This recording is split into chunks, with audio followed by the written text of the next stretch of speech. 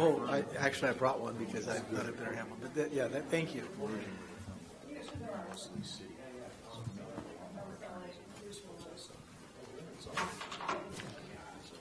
Okay. I'd like to make an announcement before we come back. We're pulling one item, and we announced it before, but it's the CAFR. We're going to pull that item, so if any of you are here particularly or only for the CAFR topic, it is not going to be discussed tonight. So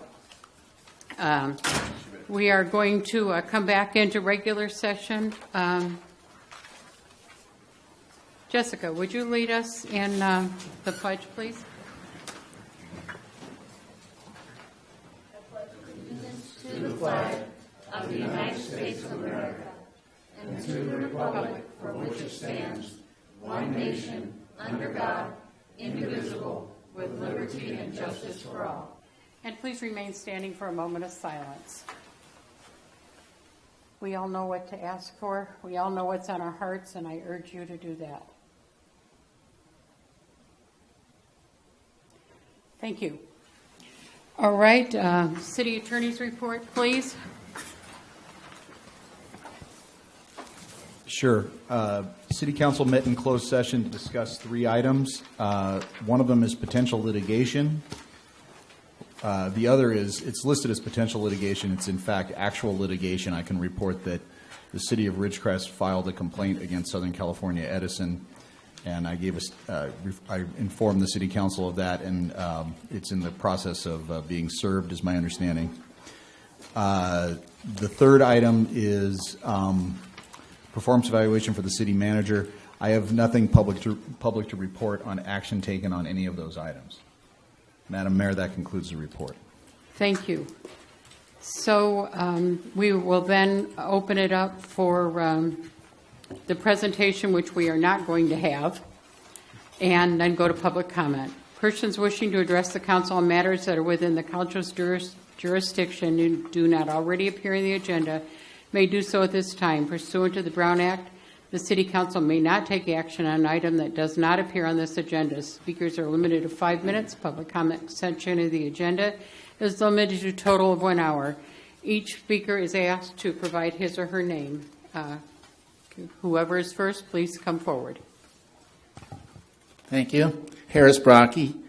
I'm here to report on the Petroglyph Festival from last November. I think you have a copy of this report in your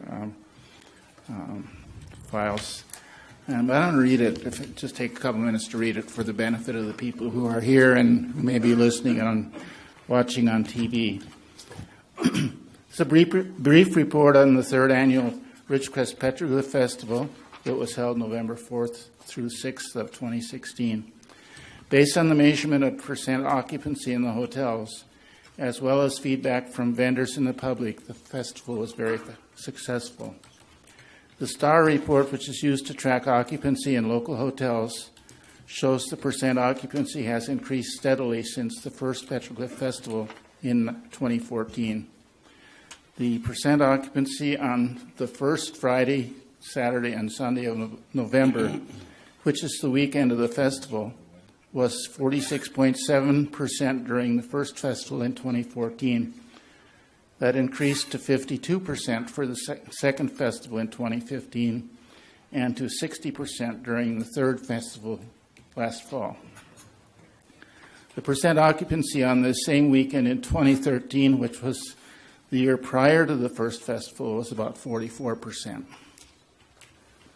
The Petroglyph Festival moved to Petroglyph Park in 2016, and according to feedback from the vendors as well as the public, this was a huge success, and the festival will continue to be held in Petroglyph Park in the future.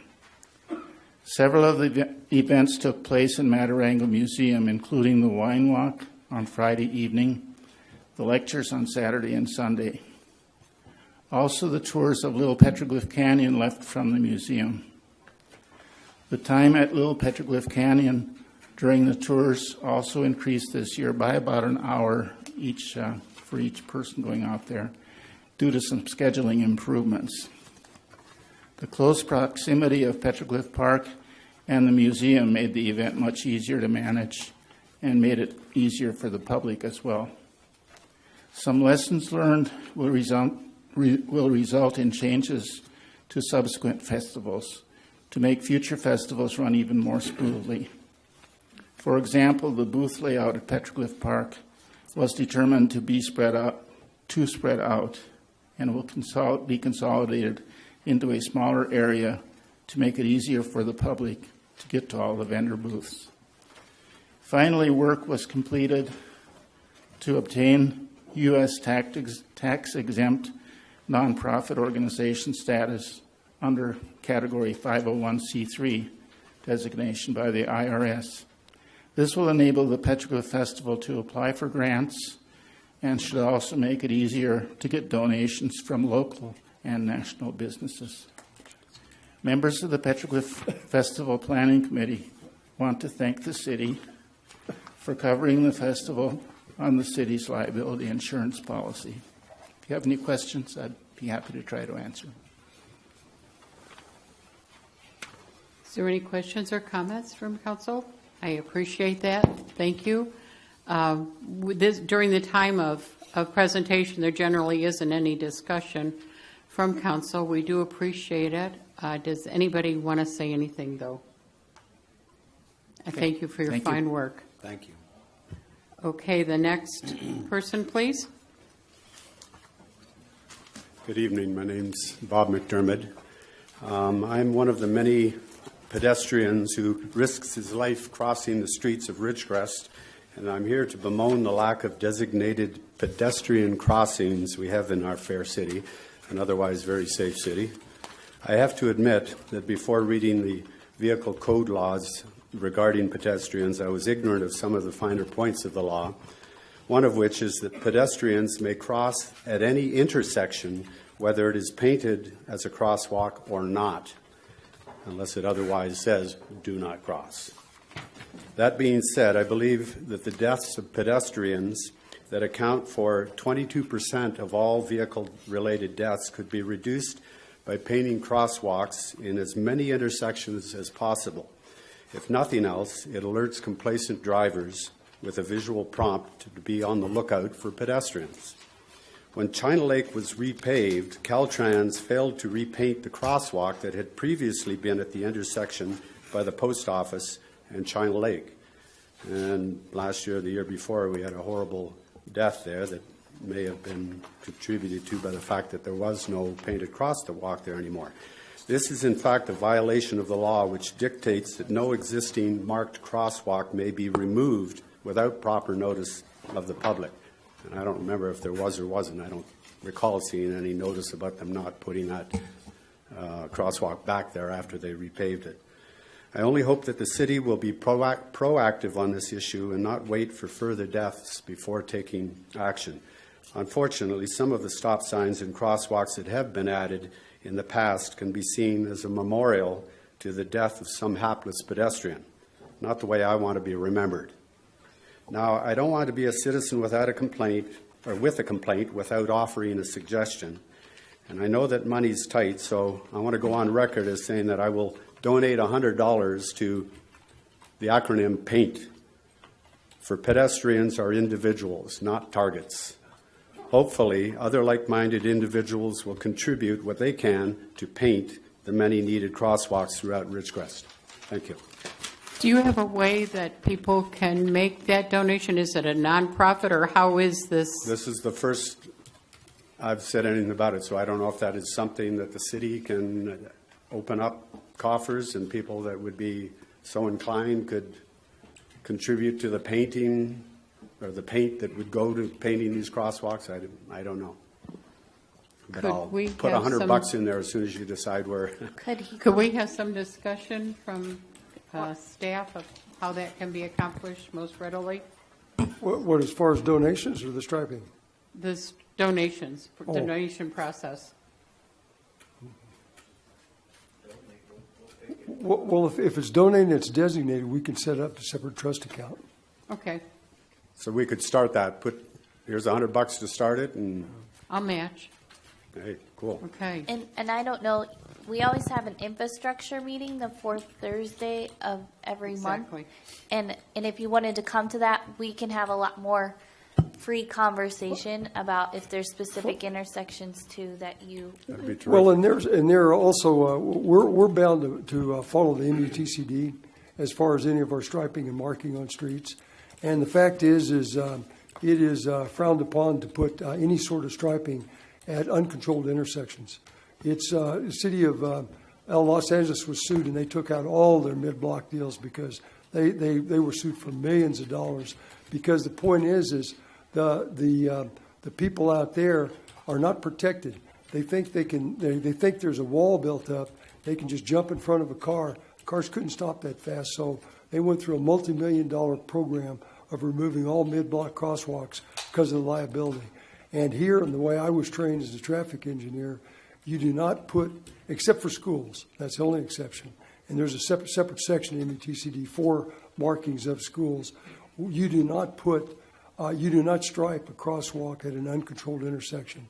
So we try not to put crosswalk. We won't stripe crosswalks unless there's a stop sign or a signal. So is there a way we could make them controlled crosswalks? I mean, I don't know about LA particularly. Now that's we're doing some experimental ones where they, a matter of fact, they're going to go in, I guess, this spring. Will they go in that early? And they're only going to be at schools. Are there about a dozen? About a dozen, and they're going to be pedestrian activated.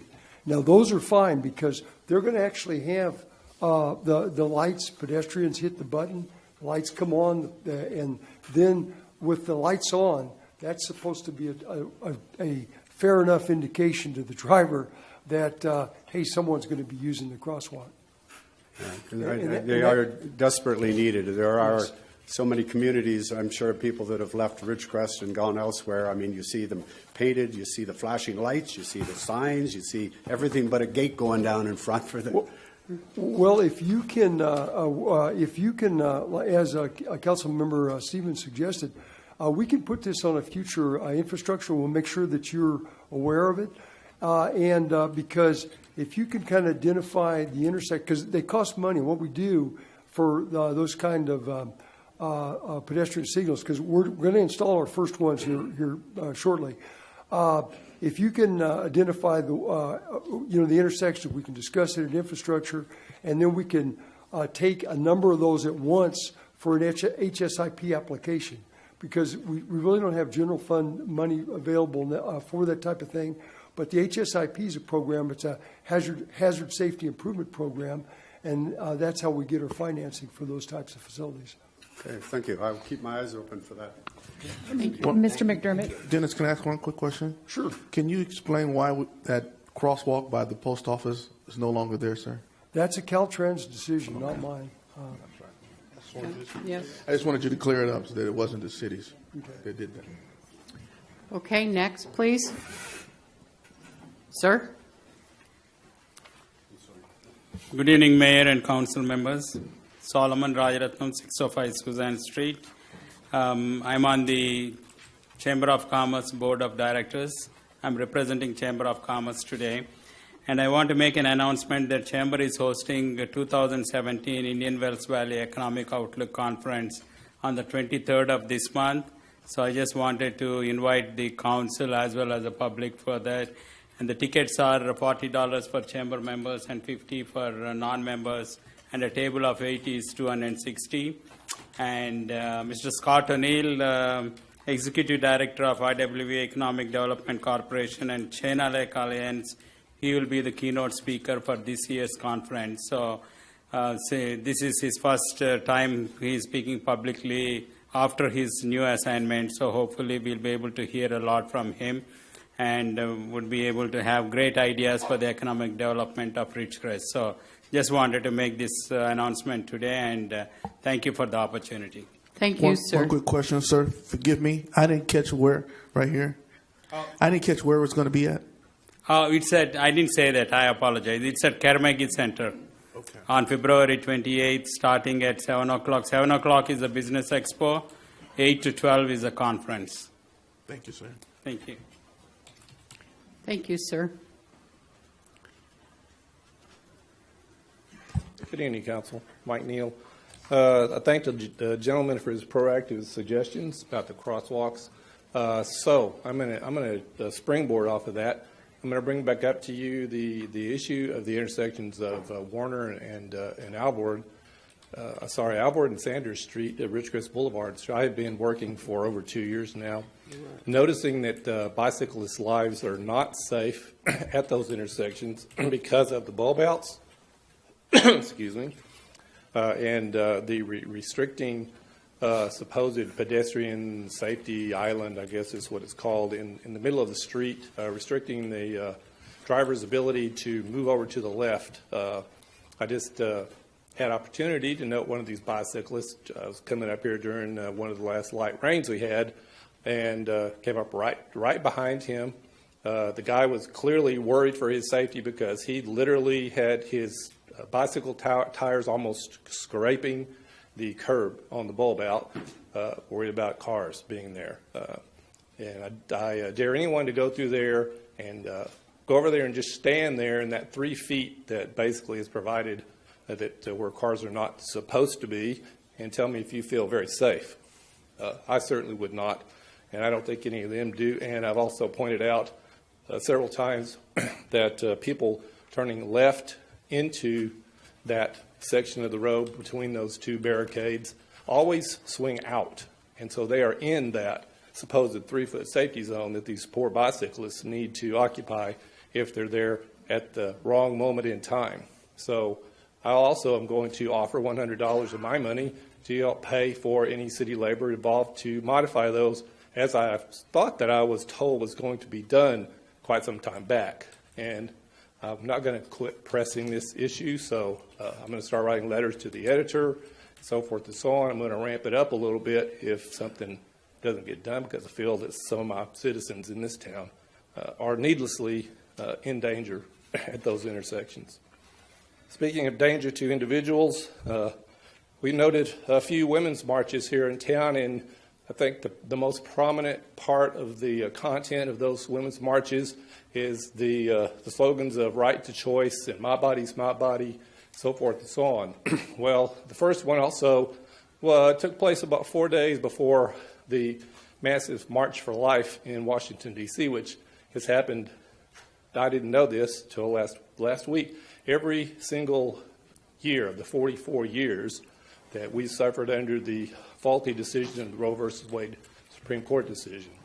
So I'm just going to add my voice to the women at the March for Life in Washington, D.C., and say that every single person in this country has a right to life, and that most definitely includes those precious little babies in the womb. So if you don't agree with me, why don't you just go look at a few ultrasound pictures that are so prolific out there to be able to look at. Take a look at what's in that womb and tell me if you don't think there's a baby in there. Thank you. Thank you, sir.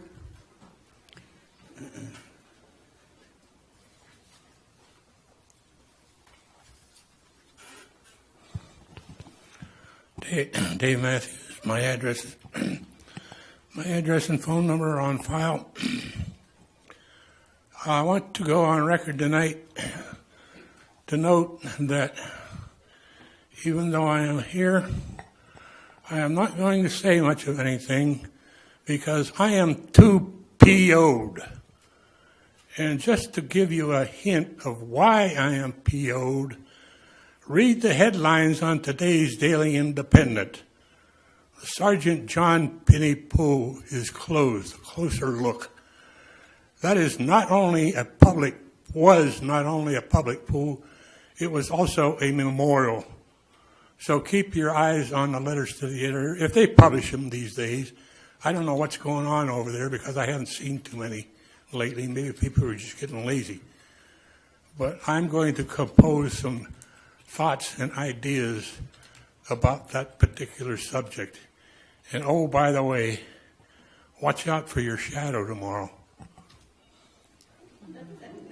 That wasn't a threat except for groundhogs. Is that correct? Yeah. Thank you, sir. Okay. Next person, please.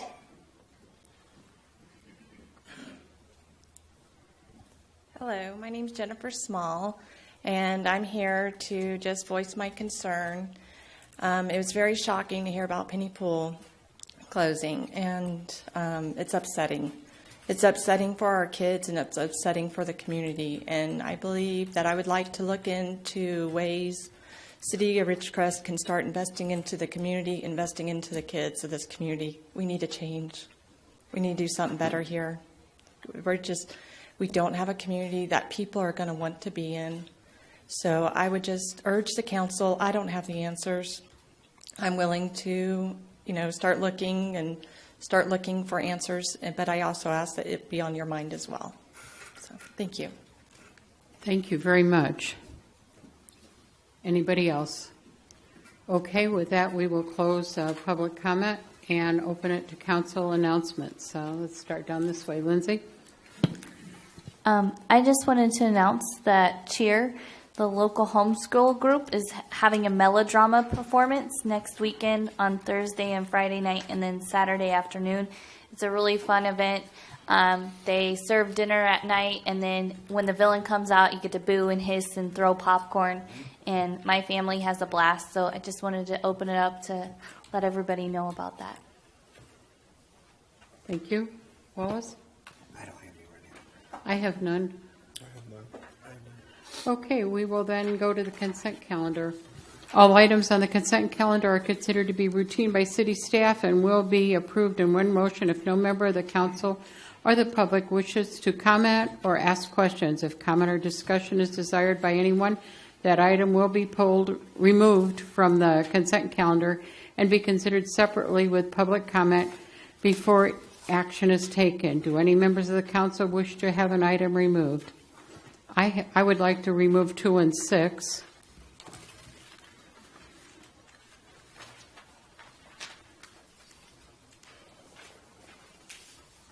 No others?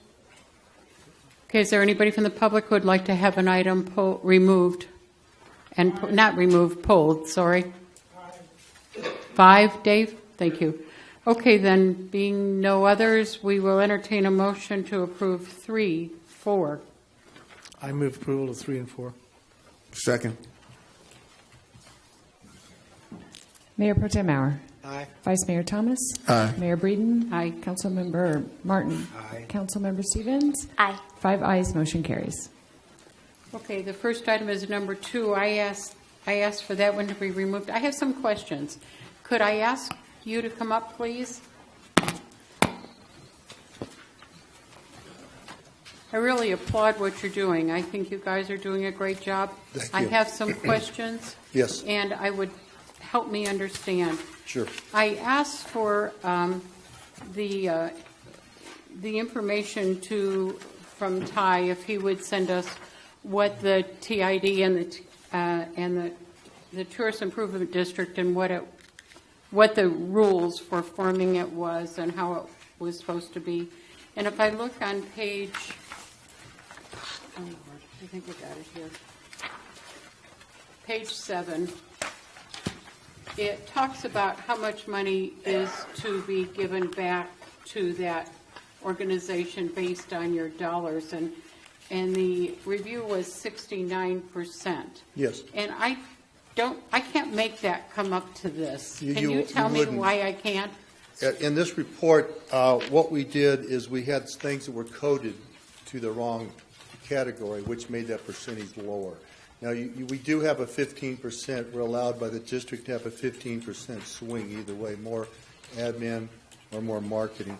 But we don't want to really use that swing. We like to keep within that margin. Right now, after we did this last statement of operations we had, we looked at it. We were running between 70 and 80% into the marketing percentage, which is really good. By changing our code, we had some employees that were in marketing that was in admin. So once we changed that, our accountant changed that, it changed everything. I hope that answers your question. If you take your figures that you have in cash and total savings, total assets, cash on fund, checking, $66,669. That's pretty accurate. I guess it couldn't be 70, huh? But I'm wondering because when you say that item is going to be I believe it was 69% in your agreement of the dollars that are going to be spent. Did that indeed come up to 69% for marketing? Yes, it does. It does, okay, but- because it doesn't here. Right, it doesn't here. So can you help me understand how we can come to that? Because I'm not questioning that it wasn't done or there was any intent to deceive. I'm just trying to understand how it Do you know relates to the report. How we code it different from the? Yeah, I would like to see that. Like the district allows us to have a portion of our staff, Yeah, that employees was, to be that was the towards marketing. 79,000. Yeah, it goes towards marketing. It could be as much as, if you and I went to lunch and we talked all about marketing, the district would want us to show that as to marketing. If we talked about our grandkids, well then, no, that wouldn't apply. So what we were doing is what we weren't doing is narrowing that down. Of course, our accountants only use what we give them. So we have several layers that we go through before it gets to our accountant that we have this correct. And of course, I'm the one that looks at it last, and I realized when I saw those percentages on this document, on this last report, they were out of whack. Then I went, why was that? And that's why it wasn't quite right, because we weren't coding it correctly to the marketing. And I talked to our attorneys about it, and they agreed with that. They said, yeah, you should, because I had some questions about, well, how about the automobile we use for marketing? Well, part of that needs to go back in there because that's for marketing. So. Okay, if you could just make those corrections and let us know. It's not that I don't believe you're doing it. We have made the corrections, and you'll see on the next report, or on the next, they will really be heavy towards marketing because we're really, this year, going to invest heavy into marketing. Okay, that's one of the things, because in reading what Ty gave me, I saw that a marketing plan was going to be developed, but do you have a marketing plan developed? Yes, we do. Okay, very good. Thank you. Yes, we do. And like I say, this next report that you see will be very heavy into marketing because we also have DBR, which is going to be is creative, which is doing our marketing this year. We're going to be really heavy into that. So. Okay. Hopefully.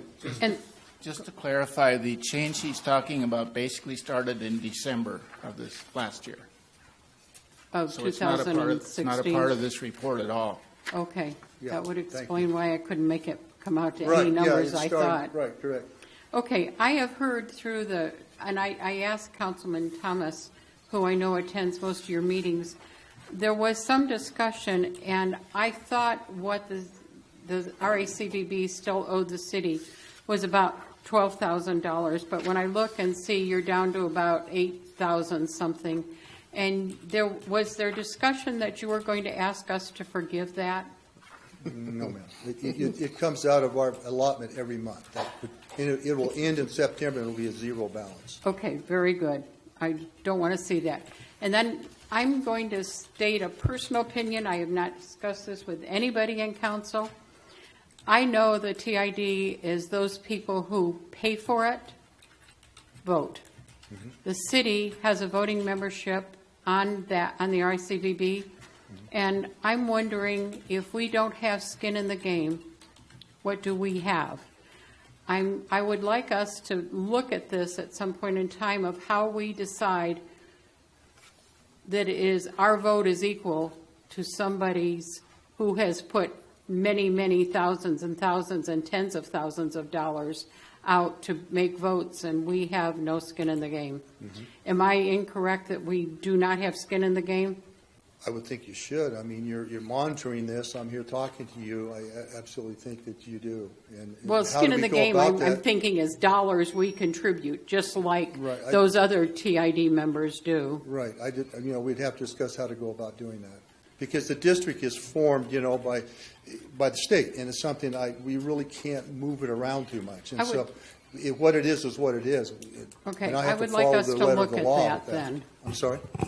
I would like us to look at that. Sure, because if we are voting to tell other people who put their dollars up how they're going to do it, I think it's inappropriate for us who don't have dollars in it to make those kind of votes. Okay. That doesn't mean we shouldn't be a part of. Sure. We shouldn't support. We shouldn't, but to spend dollars, I don't think we should have that vote. My own personal opinion, nobody else's. Okay, thank you, I appreciate it Thank very you. much. Okay. Is there any other discussion on item number 2? Mr. Yes, Neal? there is. Just listening to what you just said there, unless I'm incorrect, I think possibly you may have the wrong viewpoint of the money going into this fund. This money is not coming from the hotel and motel businesses. It's coming from the guests to pay another 2% to fund that. So it's not really them paying the money. And so for the city to chunk out some money because, well, they're paying, but we're not, that's not really the case. Is it? Or am I wrong? I don't think that's fair to make that assessment totally because the hotel people voted to assess themselves that amount. I don't know if they raised their prices that amount, and I suspect nobody knows it exactly, but they voted to do it. They voted to contribute those dollars to the formation of the Tourist Improvement District. And in the process, use that money that's taken from the guests. It's put right on top of the guest tab, unless am I wrong?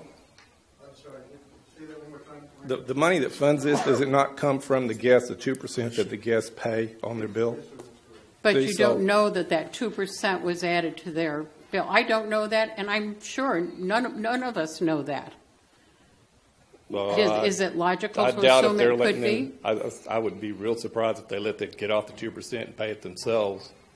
I mean, They that just- voted to do it. When you can get I away don't- with it. how which they did it, You I do don't every know. time. Every time you go to a hotel, you're paying charges like that because they all play this trick. And so. I understand. It's not coming from the hotel operators. They're not paying out to fund this. Okay. All right, is there any other discussion on that item? Mr. Luke, is it my understanding that we're about 14, 13 months away from you satisfying, quote unquote, that debt back to the city? You talk about what the balance is owed to the city from Yes, sir. forming the original district? Yes, sir. September will be the last payment. September. Yeah. And then it'll be zero. Thank you. And let you know that we're going to fund it ourselves this year. We're not going to borrow it. We're not going to ask anyone for it. We're going to fund it ourselves. So the new district will be coming in late 16, start 17. You'll see the documents. We're forming it. Our attorneys are doing it now. You'll have it in front of you probably in about a month. But that particular district will be paid by us, by the district. So, Thank you for clearing that up. Okay, thank you. If there are no other questions, I'll make a motion that we approve item number 2, Second. receive and file. Second. Mayor Pro Tem Mauer, Aye. Vice Mayor Thomas, Aye. Mayor Breeden, Aye. Councilmember Martin, Councilmember Stevens. Aye. 5 ayes, motion carries. Okay, Mr. Matthews, you asked for item number 5 to be pulled?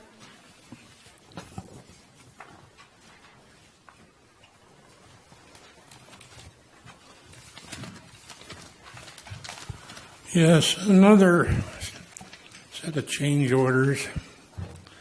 And I was just looking over the summary on the supporting document. And some of the reasons given for these change orders appear to me to be items that should have been included in the original bid. And you're going to have to go ahead with them. I understand that.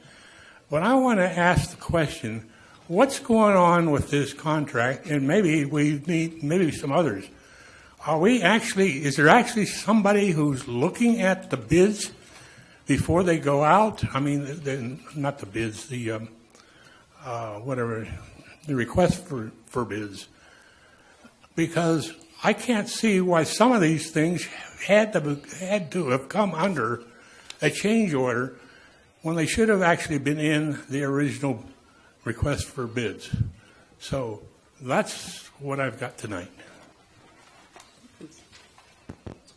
Mr. Matthews, I can explain the occurrence of these change orders. These were actually additions after the contract documents had been awarded to the contractor. These were I understand. elements that were a result of some grants that were given to the city, additional grants for our cameras, our information technology elements of cameras, and lighting. And so these change orders were requested to be able to implement the grant items of additional alarms and lighting and cameras for the site. You say there were grants there. In other words, there are additions to, Yes, to the there was original grant? an additional grant. We originally had a grant of over $830,000, and then Transit was able to land another additional grant of $44,758 for alarms, lighting, and camera. And those elements were added after we had already let the contract out. So these were added items in order to be constructed as a part of the grant. Okay, well, it wasn't clear to me, and probably not them, some other people too. So if that had been in there, I wouldn't have been questioning it. Thank you. It wasn't in there? I thought that's what you said where it came from when we discussed that. Okay, my apologies. I thought it was in there. Okay, so if there's no other questions or comments on item number 5, a motion to approve? So moved. Second. So in the interest of shortening it up, how about I just don't do titles and I do last names? That might help a little bit. Okay. Okay. Mauer? Aye. Thomas? Yes. Breeden? Yes. Martin? Yes. Stevens? She is not here right now. Absent at the time, so we'll go four yeses and 1 absent. Okay. I asked number 6 to be pulled there's on page, it's number 6 of 8, the budgeted items. I noticed that there is under capital assets, number 2 was new software, $52,000. I did not see that on any of the other items, and I'm wondering, was that total charge to that one particular item of $52,000 for the new software, and what was that? Thank you. So that's for the current year, and I believe that is for part of their Route Match, the software they use for scheduling and running the buses. Okay, and it couldn't be attributed to any of the other parts of it, or it was just simply done because it was most appropriate on that one? I guess I'm confused. I mean, I'm just wondering, because $52,000 for one item of 6 of 8, when there's a lot of others that I thought, if that's indeed what it was, I thought it was financial. I asked Dennis if he could tell me what it was. Yeah. And I thought it was probably part of our financial software, which then I thought should have been distributed over all of the projects rather than one. Right. This is software that directly applies to For that only? Transit. That only? Yes. Okay. All right, I understand. I don't have any other questions. Does anybody else? Does public have any other questions? Okay, a motion to approve number 6. So moved. I'll second it. Mr. Mauer? Aye. Mr. Thomas? Aye. Ms. Breeden? Aye. Mr. Martin? Aye. Ms. Stevens? Aye. 5 ayes, motion carries. Okay, the next item is discussion and, if appropriate, directions to the city's representative on the board of the Indian Wells Valley Groundwater Authority regarding the previously held IWVGA meeting on January 19th. Keith, would you address that for us, please? Sure. This is, as you know, this is a continuing item related to the city's participation on the Joint Powers Authority that's hoping to serve as the GSA, that's the Groundwater Sustainability Agency, for the Indian Wells Valley. As you know, the mayor is your appointed representative on that board, and we have this item as a continuing matter in case something comes up that we need direction from. As it turns out, there's a couple items pending right now that we will want to get comment on from the board, but one of them is the bylaws. The bylaws contain a lot of important information about how the JPA will conduct its business. But at this point, we're still we've got a lot of agencies that need to weigh in on the language, and so we've had a very intense couple weeks going through the bylaws and getting the language to meet everyone's satisfaction. We're not quite there yet. The expectation, though, is that we will have it done in time for the next Indian Wells Valley JPA meeting, which is the day after our next city council meeting. So we will have it to city council for their So we look should at have it too. to city council for you guys to look at with that same level of notice, and then we can go through it in case there's any questions, and I can respond to if you've got any concerns about it. There may be another item on there regarding special counsel, but we'll see if I'm not quite sure what's going to end up on the agenda at this point and what's not. So at this point, short version is, at this point, I don't think we've got anything to discuss unless you've got any questions about what I presented. How far ahead of time will we receive those bylaws to review them? The Indian Wells Valley agenda will get posted on the Friday before our city council meeting. And if history is any guide, it'll probably be still warm from the hands of the attorneys at that point, just getting it done. I'm hoping that we can have it done sooner because I know our agenda goes out a little before that. We have usually had it no later than the Monday before Right. our meeting, and we add it in, so you have at least one more day, 2 days to look at it before our Wednesday meeting. Yeah, and hopefully we can get it done in time. It's a little difficult because of all of the parties involved to make any promises, but everybody, the staff understands that that's the desired goal. I asked this item to be on each time, so in case there is action that needs to be taken, so I'm asking it to continue to be on the agenda, and we may or may not take action, or we may only have information, but just so everybody's aware of it. I have a suggestion. Given that the regular meeting of that board is the day after the second meeting of the city council, it's probably most likely that meeting is going to be the one where we've got something meaningful to discuss, just because the nature of these things, we're usually doing the work during this meeting. Would it make sense to just have this as a continuing item, but only once a month at that meeting? Since you're working on it from a staff level, you will be able to answer that better than I. I guess I'm suggesting that it probably would be. I don't have any objections. As long as if you see something coming, We that can will always make it add there, it, because we right. thought the bylaws were going to be for this one. Potentially, right. And so, but they're not. But if you see something coming, can you let us know? Yes. You and Dennis, who are attending those meetings, please? So that way.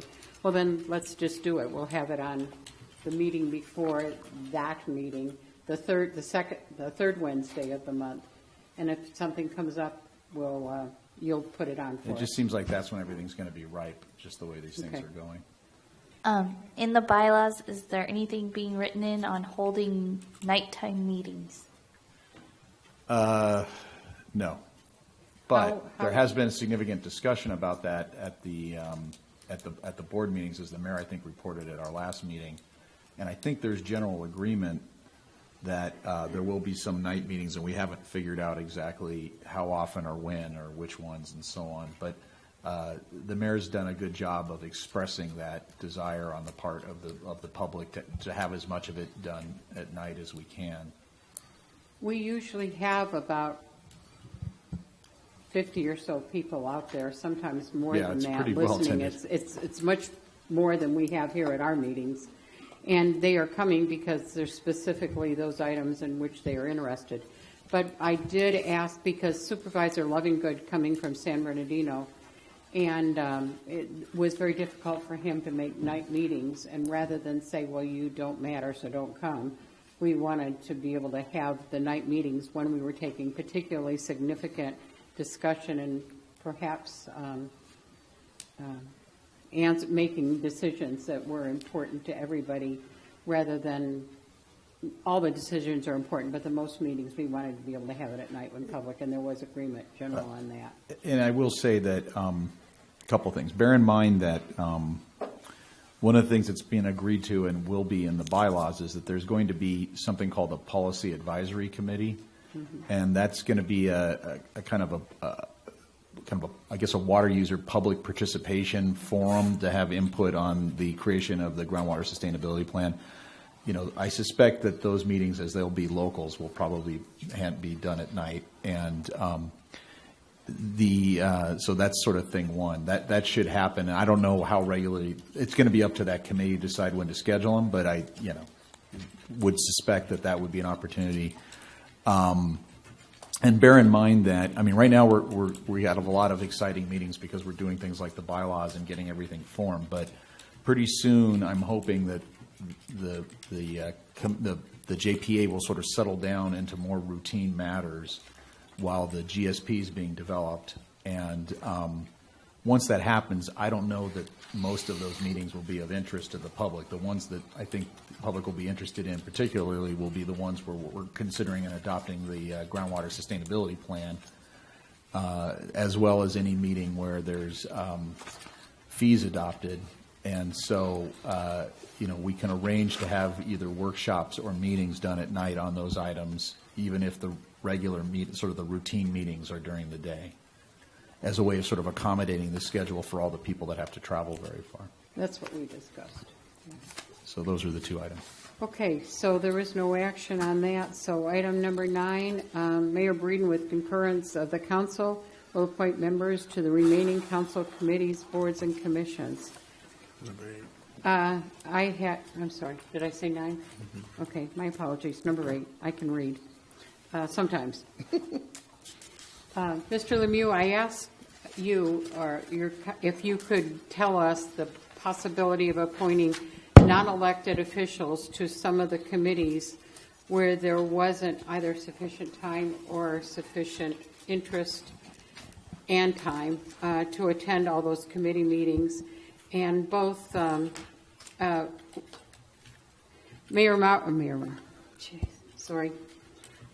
Mike Maurer has agreed to be the alternate on the Quad State, but Steve Morgan wanted to be the regular authorized person to attend those Quad State meetings. And he asked for a letter of approval from us for him to vote on those as he needed to when he attended those meetings. And the only thing I asked for, if he was making commitments in dollars or staff time, that he come to us first before he does that. Can we do that? Is that any problem? I don't think it is.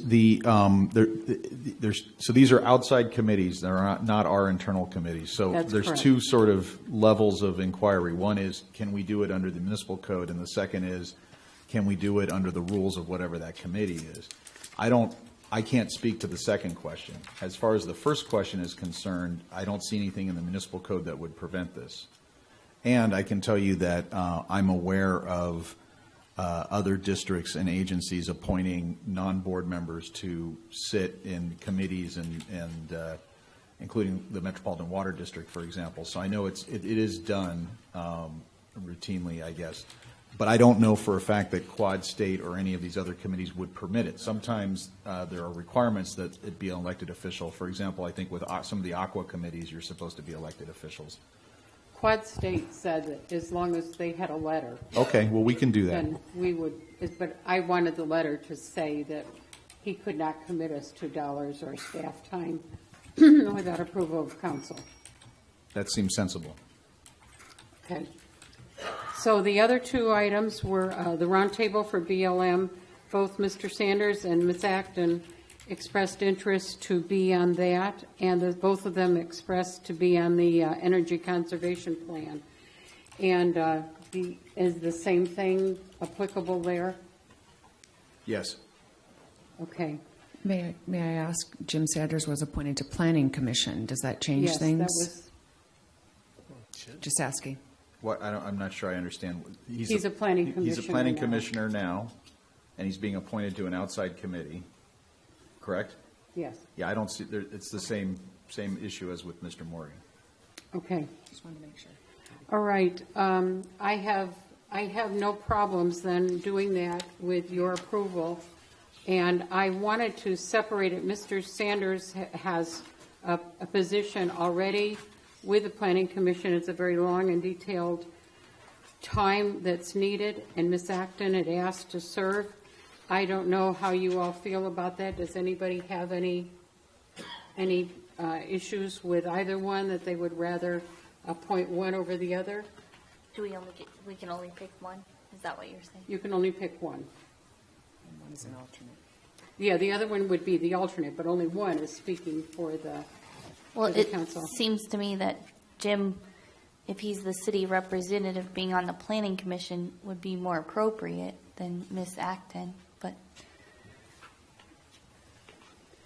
I do know that Jim said that he had always wanted to serve on that, and that's why he told me he would like to serve on that. I know Lori has served on both of those for years, and it would give a continuous representation with knowledge. And if it's going to be my appointment, I would like to appoint Lori to attend those, not because I don't believe that Jim could not do a good job, but that the continuity of having someone who's already served on that for many, many years. I would like to offer Mr. Sanders the ability to be the alternate, because there generally is not votes on those. They are just bringing, and I would, and as I do in many of the committee meetings here, you can attend anyhow and be knowledgeable.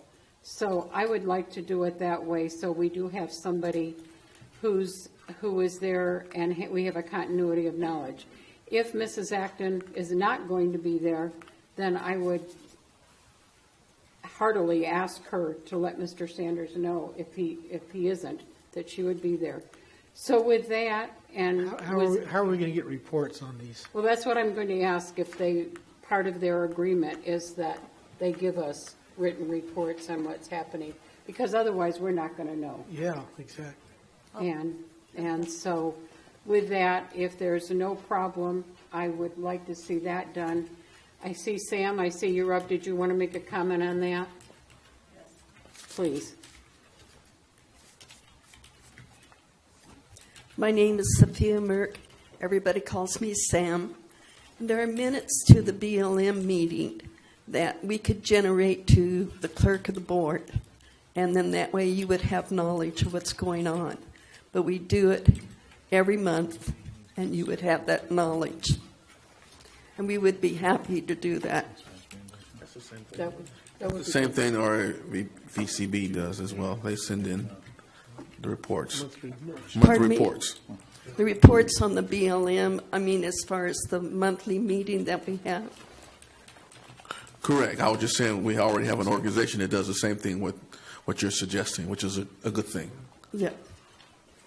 I'd like to see both of them attend. I think it only and gives a better insight of what's happening, and we can. And if they want to give us reports, I would certainly ask for that. Especially sometimes the minutes don't always reflect all the discussion; they simply are the minutes of actions. Is that correct? No, it involves presentations and it involves discussions of Okay. many I've of never the seen items that we move and all that. Okay, so could we ask then? Madam Mayor, I'd just like to make one comment. I know in the past, Lori Acton's had trouble sometimes attending meetings because of her work schedule. So I would definitely encourage Jim to go to them. That's why I am. I just want to be, and maybe at some point in time when Jim feels that he's gotten the continuity of the knowledge and can just take it understanding and if Lori's having difficulty going, then Jim and Lori talk about it and come back to us. So I think they're both going to be excellent representatives for us, and I don't want either one of them to think any of them have been slighted. So with that, I'd like to make those nominations. Are those the only two we're doing? There's some other nominations that are going to come for openings. And Wallace, I understand you have One or more? Yes, He's got two at least. two. Actually, three. Yes. I would like to Turn your mic on. Lean forward. nominate Bill Ferris Jr. for the position of Planning Commissioner, and I would like to nominate Lee Cox with CCCC Construction for the Construction Appeal Committee. Okay, and there was one more, wasn't there? No, I think Oh, that's it. did I? Okay, I guess I missed it. Okay. Does that fill all our openings? No, I don't have my nominations yet. Okay. We'd encourage you all to get them in as soon as possible, please. I know that some of these haven't met all last year. Some of them Well, haven't met in 2 years. I have a hard time asking people to serve on a committee that never meets. And But they meet but I as the will- need arises. Yeah, I I know. will, There I'll is get those one that I asked that Wallace that had not filled in his application yet. And could we, and Keith, as long as you say it's okay, can we approve that nomination without the application stating where they live and what they do and what position, as long as it's the nomination? No, let's get the application in first. Has to have the Is this on application. Mr. Cox? Well, unless we have one, do we have an application from him for something else? No, we don't. Oh, it's a different Mr. Cox. No, he's on travel, and he agreed to. He's the Why don't son of Warren why don't you Cox. provisionally approve it? That's what I was going to ask, if we could. Okay, motion? I'll make a motion to approve all the appointments. Second? Anybody? Second. Okay. Mr. Maurer. Aye. Mr. Thomas. Aye. Ms. Breeden. Aye. Mr. Martin. Aye. Ms. Stevens. Aye. 5 ayes, motion carries. The letter that we need for those three, is that something staff will take care of, sir? Yeah, we can, I don't know, we can do that. I mean, we can do it ourselves, but I just want to make sure that how would you recommend How would it be done? appropriate? I think Dennis can send a letter on behalf of the city council. Okay.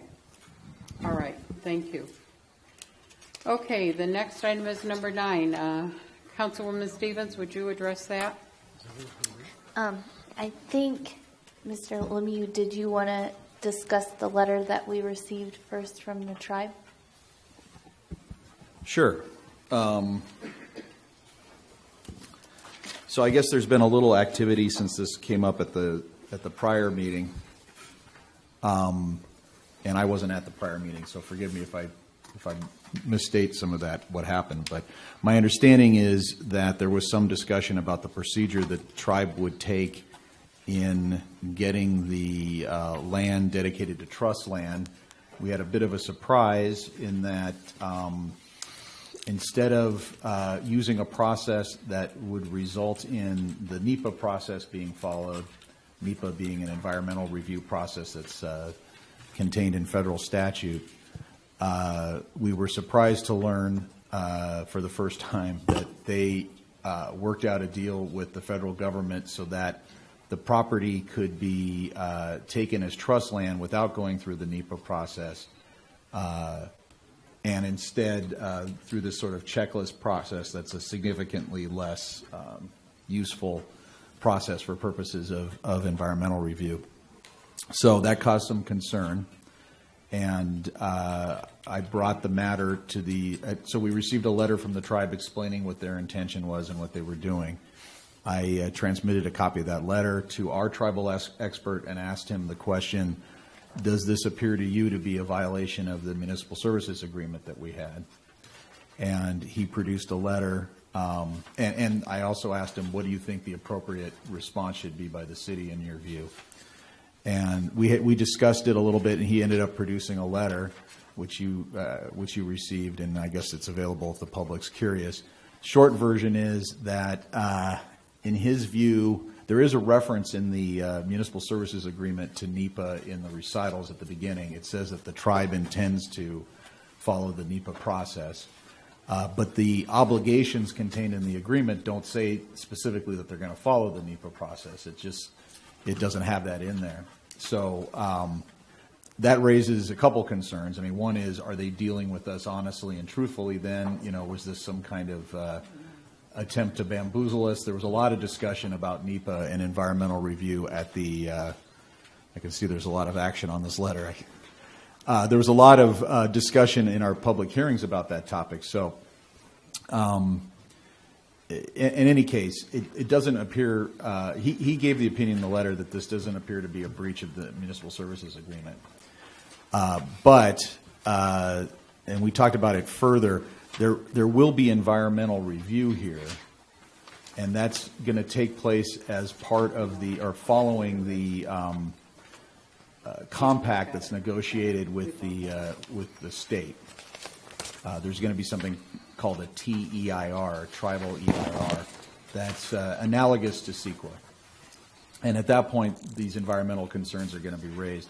It's also the case that during this tribal compact negotiation, we have sort of, I guess you'd call it, another bite at the apple on a lot of these issues. So his recommendation was, at this point, to tender a letter. He drafted a recommended form to the governor's office, informing them that we want to be involved in the negotiations that we have. We want to be actively involved and to include us.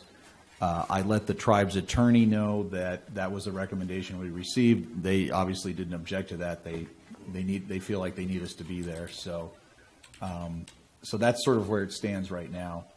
And we thought it would be. I think I need some direction from the City Council about this letter and how you want to proceed on this going forward. And I handed out too, and put a copy up here of the first page of the municipal service agreement, because I was concerned because on the very first page of the agreement and throughout the public meetings, it was indicated to us that they would be going through the NEPA process. And so I questioned if they're not violating the spirit of the agreement, that we were under the impression that they would be going through NEPA, and now they're going through a vastly different checklist process. So other entities have had, when they go through the compact negotiations, they have asked that the tribe would go through CEQA, which I think, given this checklist that they are trying to go through, it would be in the best interest of the city to request the governor's office to encourage this tribe to go through CEQA, since NEPA is no longer triggered. And the NEPA is a federal process. CEQA is a state process. So the governor's office can ask the tribe to go through CEQA. And that just allows us more protections and more abilities to comment on how we like to see negative impacts mitigated. So. Yeah, Mr. Lemieux, you said they would go through a process. Which process did you say they'd go through? Under the compact? Well, they call it a TEIR, and it's a Tribal Environmental Impact Report. The issue is that they have to agree to the process. So the state has to require them to follow the process, and then they have to agree to waive their sovereign immunity and follow the process. I believe they have an expectation, talking to their attorney, that they will go through a CEQA process. And I think it's reasonable to request that. Okay. And I think this, even if we didn't request it, I think the state would require it, to be honest with you, based on what everybody's told me.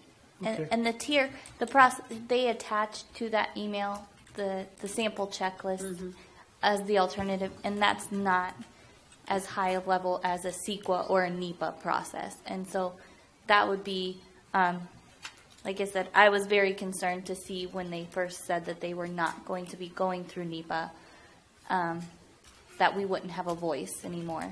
And so, and in the letter, I would like to request that it be changed, because it says, although the council is supportive of the trust acquisition and casino project, I don't feel that way. So I would like to say, a past council was supportive of this, but this current, I know from my perspective, I have some serious concerns. So I would like to see this revised on how it's written, and I don't know how you all feel. Did anybody want to speak first? Go ahead. I like the CEQA process. I have worked with CEQA for 30 some odd years in various organizations I've either been elected to or worked with, and CEQA is I thought a much more stringent process than even NEPA was, because NEPA was advisory on so many levels, whereas CEQA is a process that says this is what it will be, and it will be.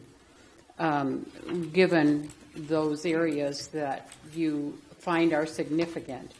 I think it's important that we do that. I do not want to rely on the TEIR, which obviously we're not going to. But I have a little bit concern, although the council is supportive. Lindsay, we are the council. We voted. The previous council voted, unless we, and Mr. Lemieux, if I'm wrong, help me understand, do we support, approve, whatever, by saying we don't support what previous councils did? Is that, I mean, how do we do that? How does that come about? Well, we agreed in the MSA to send a letter of support and or similar documents. So we've, through the MSA, adopted an official support position, I guess conceptually, to the casino, but we have not waived our rights, obviously, to negotiate hard going forward regarding this compact, and we have definitely not waived any right to insist on a full environmental review that's to our satisfaction. So I think the point the letter is just making is sort of we're not going to, some people go in there and the purpose is to try to prevent the casino from coming. That's not our official stance. Our official stance is to negotiate, terms that make it acceptable to us. But that's our starting position is that we're going to negotiate towards bringing the casino in because that's what we've agreed to in the MSA. Is that clear as mud? Well, I think we voted in good faith. They expect us to keep our vote in good faith. I have some serious concerns that we have the ability to address all the things, as I said last time. I do not want to be a hindrance, nor do I want to be a facilitator. I want us to make sure everything we ask for is there. If new things come up, then we address them and address them individually as we can and make sure that we do everything we can to make it go in our best interest. I do not want to say that anything that makes this thing go back and be an open question about whether the casino is going to happen. The only thing I want to know is how it's going to happen and all the rules and the requests. No, all the rules and everything we agreed to is followed, and as new things happen that we haven't agreed to, didn't address, then come back and address those. Now, is that different from what anybody else is looking for here? Well, I guess my concern is if they changed for whatever reason, according to, not to do the NEPA, what we originally agreed to, what else? Are they able to change anything else along the way? They just for clarity, because maybe I wasn't 100% clear, they are honoring their obligations under the MSA, as far as I can see. The recital section at the beginning describes an expectation, and there is not a section under obligations that says tribe shall, use the NEPA process. So the door in the agreement was left open for this. Now, having said that, I think it was very clear from our discussions, and they understood that we expect there to be a full environmental review. And when we were the public was raising, and the city council was raising certain concerns, they were saying, well, that will be addressed in the environmental review. I remember they promised us that. So what I'm getting at is the opinion of our tribal expert, and I agree, is that the best analysis here is that they're not in breach of the agreement. So I guess to answer your question, what else can they change, I guess is what you, there's. Yes, sir. They can't change any of their obligations under the MSA. They could, but it would be. Unless we agree to them as part of the compact negotiation, I guess. You know, that the interesting thing is that we're essentially, when we go up and negotiate get the compact, as I understand it, it's almost like the MSA is sort of kind of what we've pre-negotiated, but it doesn't stop us from asking for something else, and we haven't committed that we won't ask for something else. For example, traffic mitigation. Okay. I'm not sure if I've answered your question or not. Well, yeah, I think you have. I think it's unfair to say that they've violated what they've represented to us that they were going to do. I don't think that's accurate. I do think, though, that we were surprised by where this has gone. Okay. Quite surprised. Yeah. Okay. But if we require a CEQA, that's more stringent than NEPA anyway, so. It is. That's fine. So, I think just to proceed. We just have to really strongly encourage the governor's office to make sure that they do the CEQA process. Well, you know, a tribal guy, when I was talking about it, pointed out to me that if they were going to do NEPA right now, there is no project. It's on unimproved property. So theoretically, they would just do a NEPA and not describe a project, and it wouldn't be particularly helpful for us. Now, what would happen to them in that case is when they went back to the governor would say, you don't have an environmental document for this project, and then they would be required to do it anyway. So realistically, my understanding is that if they were required to do NEPA, they would probably do a NEPA report that was consistent with what they expected the state to require of them, which is more, so they didn't have to pay to do it twice. You follow me? So I think the expectation was that even though they didn't have to do it kind of on the front end, they would do it on the front end if they were required to do NEPA, so that they could only have to pay for that work once and kind of go through it once. And then what I'm getting at is it may be a distinction without much of a difference, because essentially they're going to have to do it anyway. Mr. Martin, you wanted to speak? Yes, I do. I don't want to, but I'm going to. Here's the deal, everybody. And this has nothing to do with politics. Nothing. It had nothing to do with partisanship. I'm going to say something about the prior president, but it's not to do politically.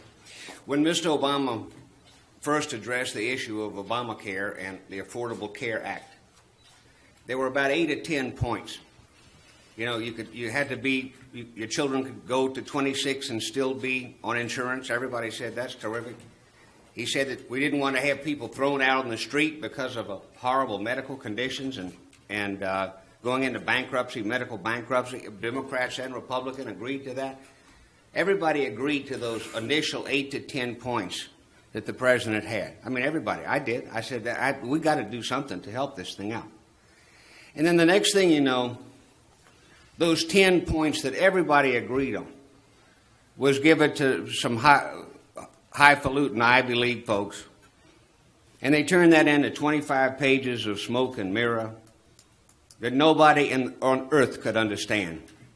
And in fact, the guy who finally ended up, who was the architect of that, said publicly, and he got into a lot of trouble for it, that he had written the thing so complicated because people were too stupid to understand it.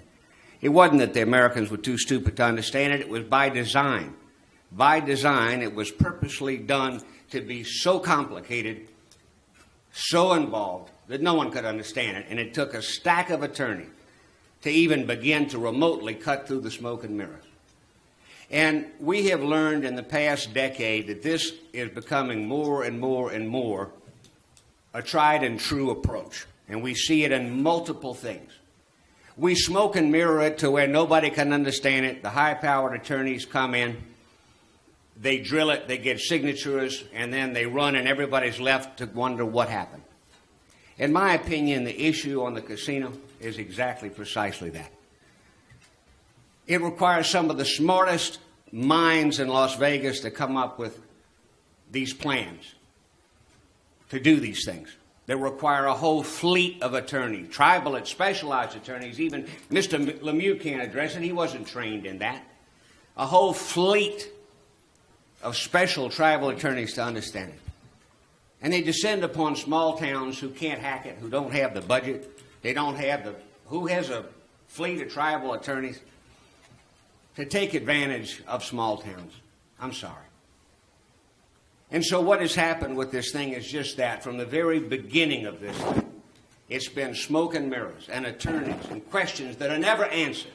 They're never answered. They're answered with maybe, to be determined, we'll see, we're unsure. They're never answered yes or no because it's by design complicated.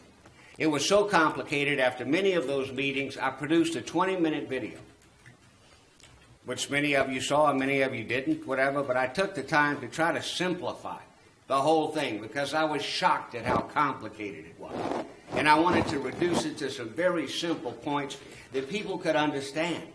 And one of the main points that I had in this video was that so much of this is bait and switch. It's a scheme, in my opinion.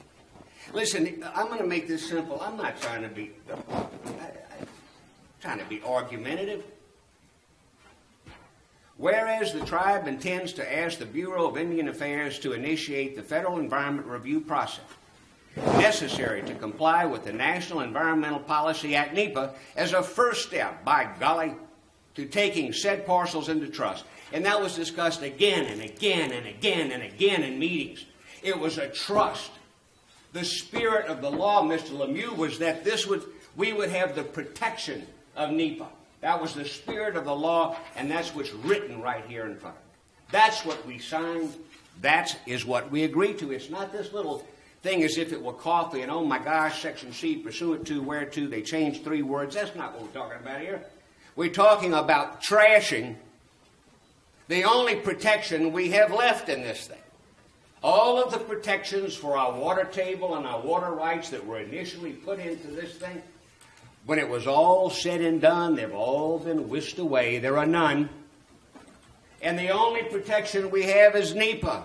And what do you know, by golly, by gosh, the day before or whatever, the new administration comes in, the team runs in at the midnight hour, and they get them to sign a thing that states we don't have to do the one protected thing that we set out to do. Wow. Nancy Pelosi said we have to pass this thing to find out what's in it. For heaven's sakes. I continue, and so here we go again with this thing. So we have a detailed signed MSA agreement, which I was never in favor of, but I wasn't a councilman at the time, so I couldn't stop that. But it clearly states that we've got to go through a NEPA process. This can take 1 to 2 years. This is not a little thing once a month. It's done in a week. It's 1 to 2 years. So this is not a little casual thing that is presented here. There's nothing casual about eliminating the number one safeguard that we have, to study this thing more. It's very serious. Now here we go again, bait and switch, just as the video I said we talked about. It's in there about how these things work. I invite you to watch it again. I'll have it posted in a couple of days. It's magic. And then what do you know? At the midnight hour, here we go again. So this doesn't surprise me at all. And Mr. Lemieux, you're saying, well, yes, they certainly have the right to do CEQA, and we have the right, and they probably will. No, they're probably not going to do anything. They're probably not going to do anything, Mr. Lemieux, that encourages more investigation. They're not going to do anything, which is evident by the fact that they took out yet again the only protection we have. So they're not going to initiate anything. Now, so Mr. Durant, we asked for an opinion of how this is to be done. Lindsay did. And so they write back an opinion that says, oh, yeah, we're just going to use this tier thing, which is a little checklist. It's a little checklist, nothing, zip. That doesn't circumvent a full-fledged NEPA investigation or CEQA investigation. It's a high school checklist. And so who gives us a reading on this but Mr. Durant, who, by the way, was a long-term client of the Timbishaw-Shoshone tribe, the same tribe that's now trying to do this with the city. We need an attorney who is totally objective here and has no former ties whatsoever with the tribe in question, in my opinion.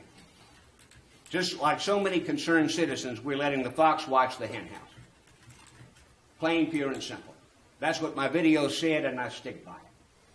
We're asking an attorney to render an opinion, an attorney who worked with the Tembishaw-Shoshone tribe for many, many years. What?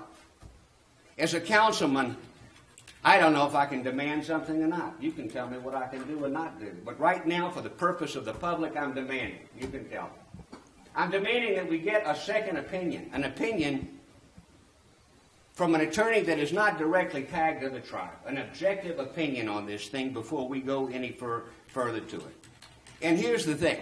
We agreed to this. If the tribe wants to go against what we said here and what we agreed to, well, then, I mean, to me, that opens the door for other things for consideration that I think we need to do. Now, I've heard somebody somewhere talk about an entrenchment clause. Do we have that in here?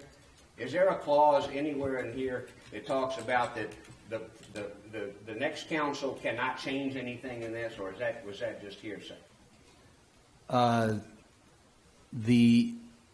There's no clause that says that specifically. Well, does it imply something similar? You're bound by the terms of the contract, so to the extent that the city has agreed to certain obligations, the city council is bound to those obligations. But there's nothing that says explicitly that the city council can't do something that's not an obligation of the agreement. All right. Well, the point is simply this. In any agreement, if we can't change the MSA, then they can't change the MSA in any way either. That's my opinion. That's correct. If we can't do it, they can't do it. And, oh, by the way, here's the paragraph highlighted that says, whoop, we're changing it. Just whoop. We're just changing it. Whoop, get rid of this 2-year NEPA process. Whoop. So, it's not a little thing, in my opinion. Can I address those comments? Yes.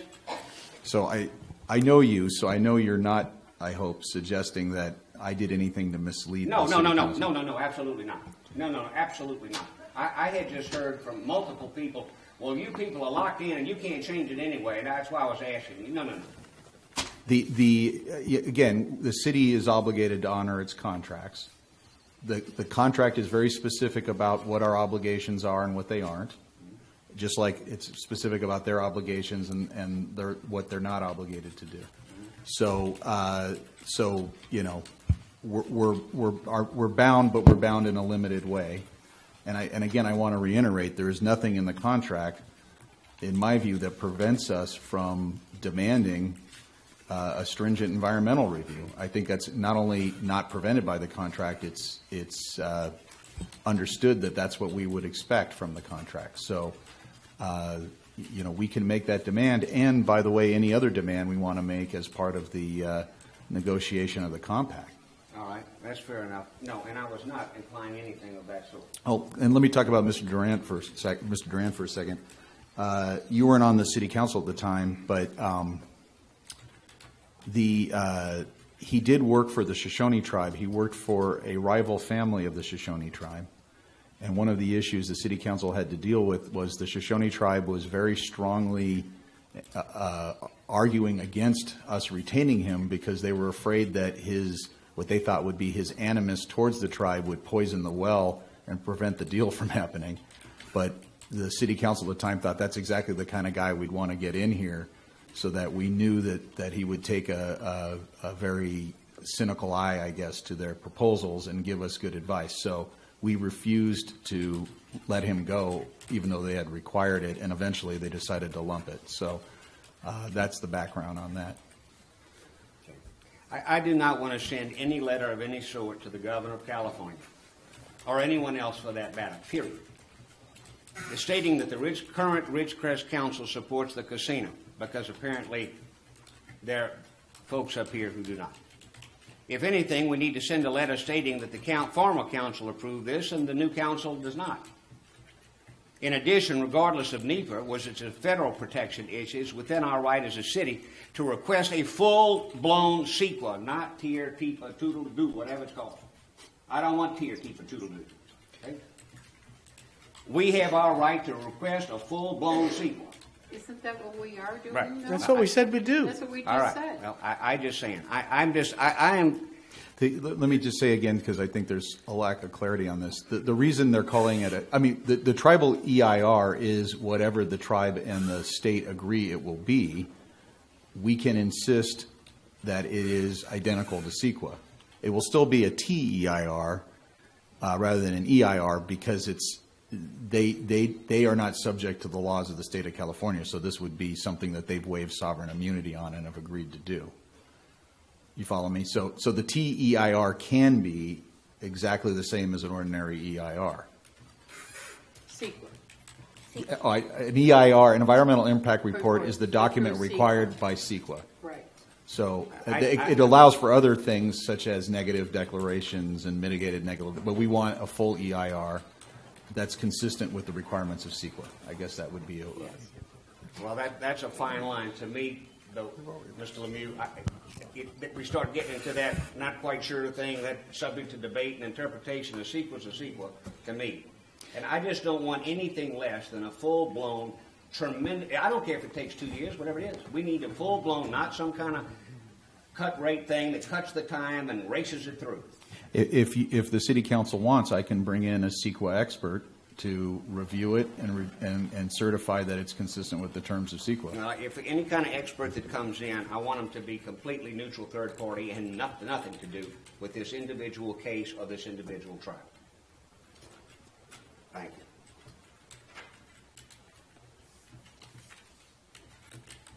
Any other council comments? Can I add something? One more Please. thing?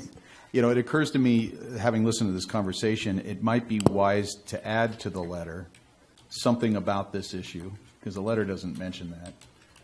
And I think, correct me if I'm wrong, but I think it's consistent with what I'm hearing from the city council to say that the city council at the time the MSA was agreed to had expected that the NEPA process would be followed.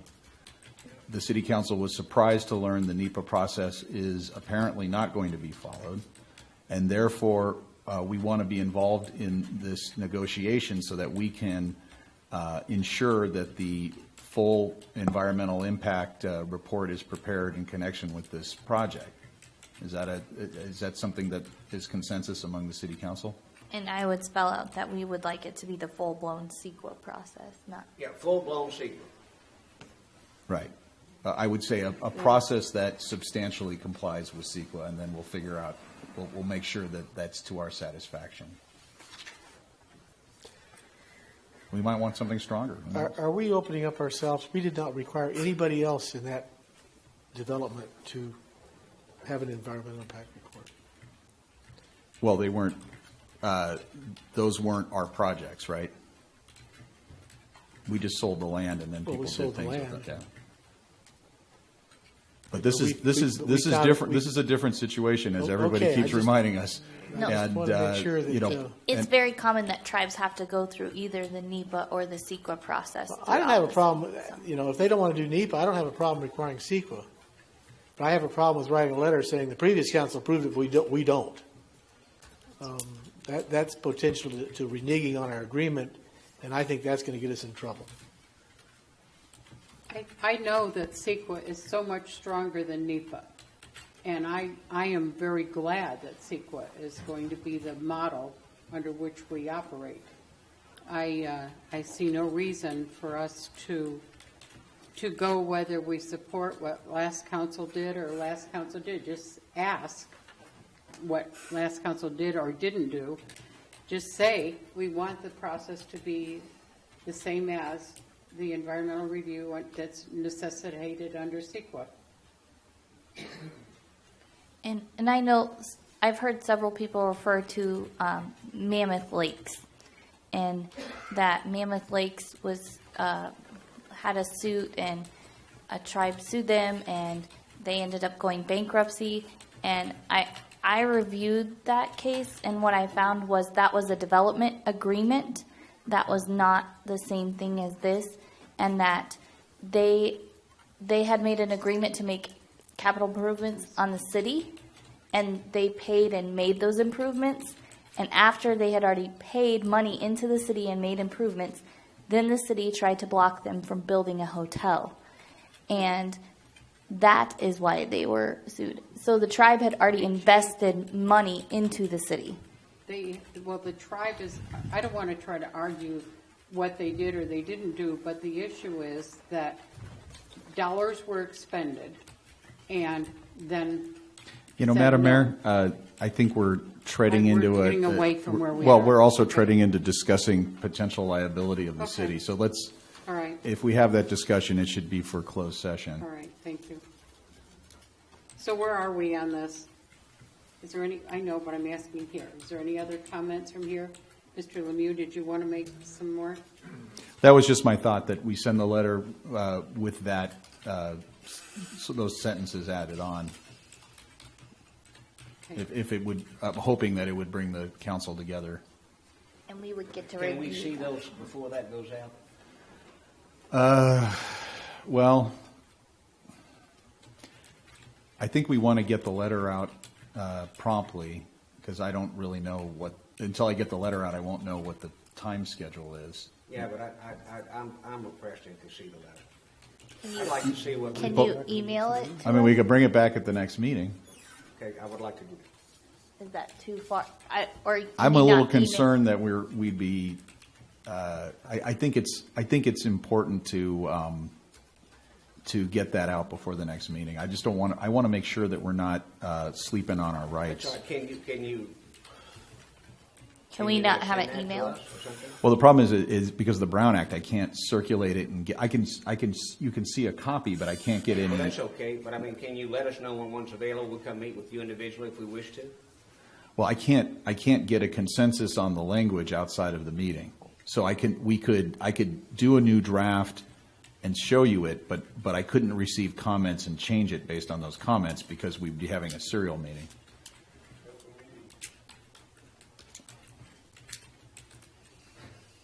What's the desire of council? To hear from the public. All right, let's hear the public first. Sam, you're up.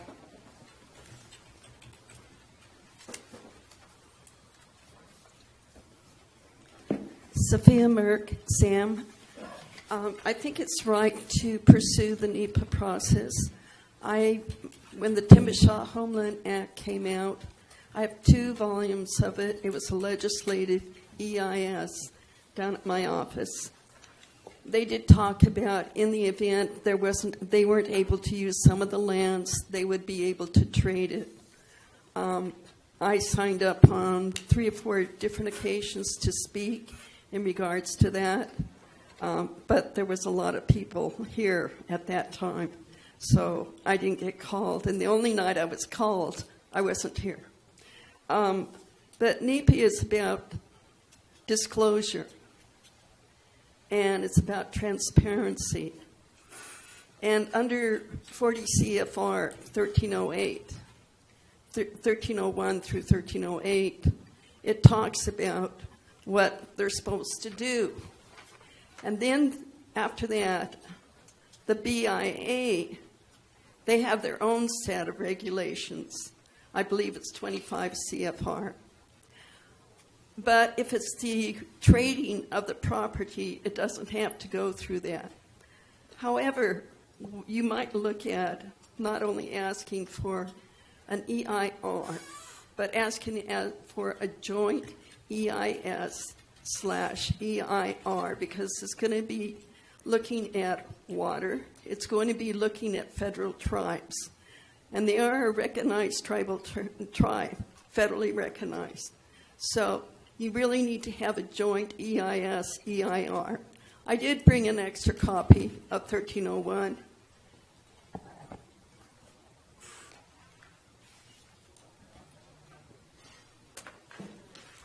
And I would like to present it to the counselor.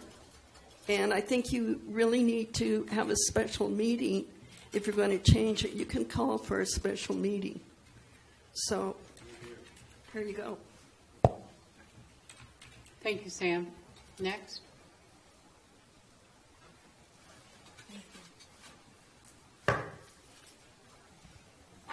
Hello, excuse me. Hello, my name is Rick Platts. I live at 2105 Halsey, which is on base. I am active duty military. I'm on my third tour being stationed in China Lake.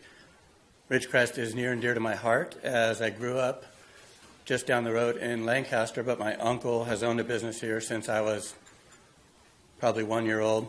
He owns the Indian Wells Valley Dairy. I grew up playing high school sports against Ridgecrest Burros. My wife is from Ridgecrest, and her parents still live here today. So Ridgecrest is my home, and I plan to retire here after I'm done with the military. I understand that the casino did receive a majority of the votes, and it was passed. I understand that the previous council signed the MSA, and you're bound to that.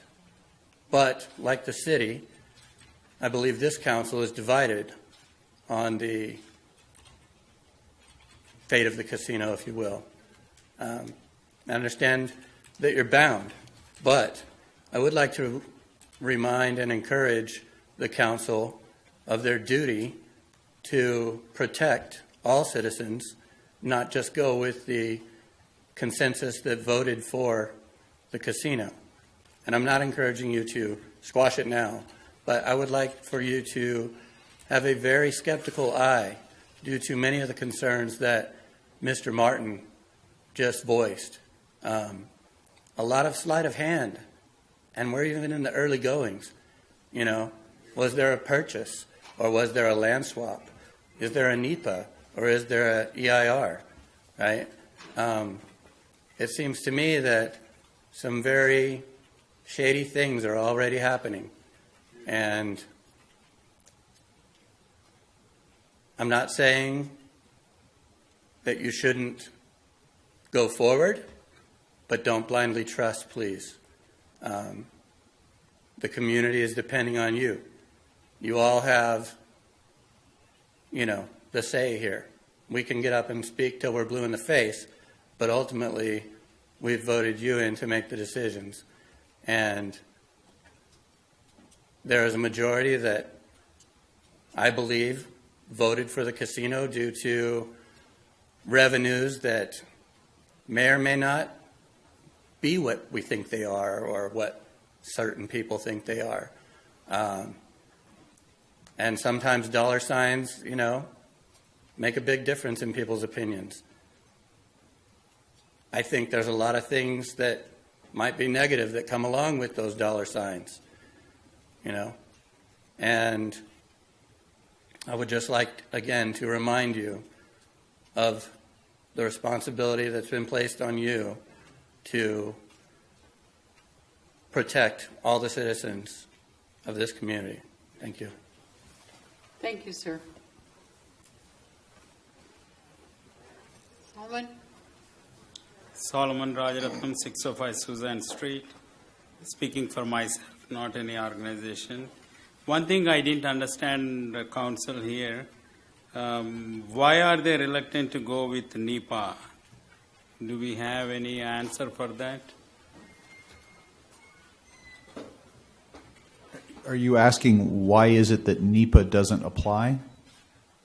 I mean, they say they don't want to go through NEPA, they want to go some other way. So why are they not willing to go through NEPA process? So they will have to do an environmental impact report at some point. What I suspect is they want to wait and do it after they negotiate the compact because, number one, they'll have a better idea of what the project is. And number two, if they don't make it out of that process, they don't want to have have to spend money on an environmental impact report. So I think that's why they'd prefer to do it in the back end. But we'd have to ask them that. So there should be a reason. We have put a condition or recital or whatever we call it, and they don't want to abide by that condition. So there should be a reason why they want us to make a change. When if I'm giving a loan, if I put a condition, then if my customer asks me to change it, I'll ask why you want this to be changed. So do we have a reason from them? Well, they're not making a change from the contract. They're making a change from what they expected to do. I think their preference would always be to do the environmental on the back end rather than the front end. But again, we'd have to ask them that question. Okay, I think we should explore that reason why they want. You know, I've got another. I have another suggestion to make that kind of piggybacks on some of the public comments. So I'd like a chance to do that when public comments done. Okay. Okay, thank you. Thank you, Solomon. You want to do it now? He said he would like to wait till after public comment. Did you? Or do you want to wait and do it now? All right, Dave Matthews. Wallace, I wholeheartedly applaud what you had to say. Mr. Lemieux, in that letter, I would like to say that not only the council expected NEPA, the citizens of Ridgecrest expected NEPA. Now, the MSA, I inquired a while back to somebody, maybe Mrs. Stevens, I don't remember, about whether or not the MSA required them to go through or adhere to the building process of, or building code of the city. I am concerned that there again, there may be something that they'll just throw out the window. So I need to see, make sure that you see that that is followed as well. Thank you. Thank you, sir. There's language to that effect in the MSA. Wow. Did you hear that, Mr. Matthews? No. I don't have it in front of me, but my recollection is there's language to that effect in the MSA. As long as it does not intrinsically infringe on their rights as a tribe, they shall substantially conform. So it's kind of not that they will clearly adhere to them, but as they pick and choose. One other thing you said, Mr. Lemieux, is that the tribe is not required to follow the laws of the state of California. What the hell is the state doing then? What are we up against here? Well, that's, do they or do they not? That's the point of the compact with the state, is it's going to lay all of the rules out that they have to follow, which, you know, typically there's sort of a form for them, but they typically follow the same rules that everybody has to follow, and the tribe waives their sovereign immunity. There's a point of contention right there. You know, none of the other businesses get to do that kind of stuff.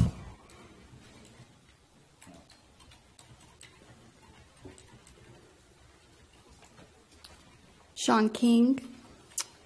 In the two documents, not having had much time to review them, but the MSA I was familiar with, and it seems to be so clear that the NEPA is required and that that's what both parties agreed to. And then in this letter from the lawyer, Mr. Duran, where it says the tribe city MSA does not define what type of environmental review is to be completed or the sequencing. It merely requires an environmental review process without specificity. Further, the MSA does not identify or require NEPA, etc. And it seems like it's clear that it's NEPA.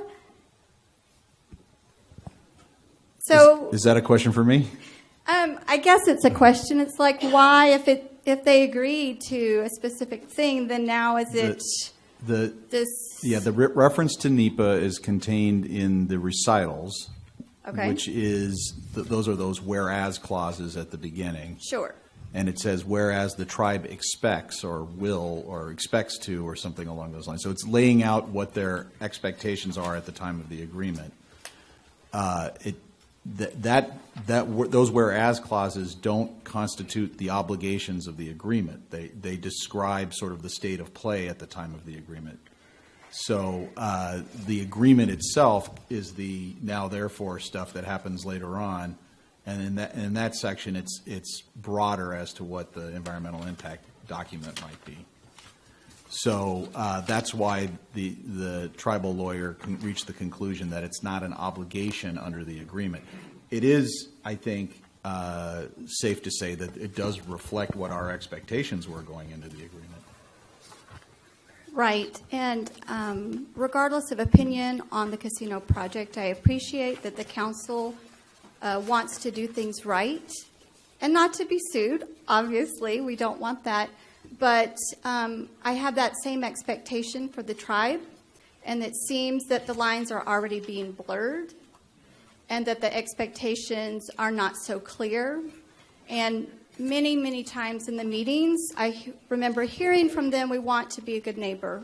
I want them to be a good neighbor too, and we expect them to be, just like we are trying to uphold our side of the agreement. So that is my encouragement, to please expect that they will uphold their part of the situation. Thank you.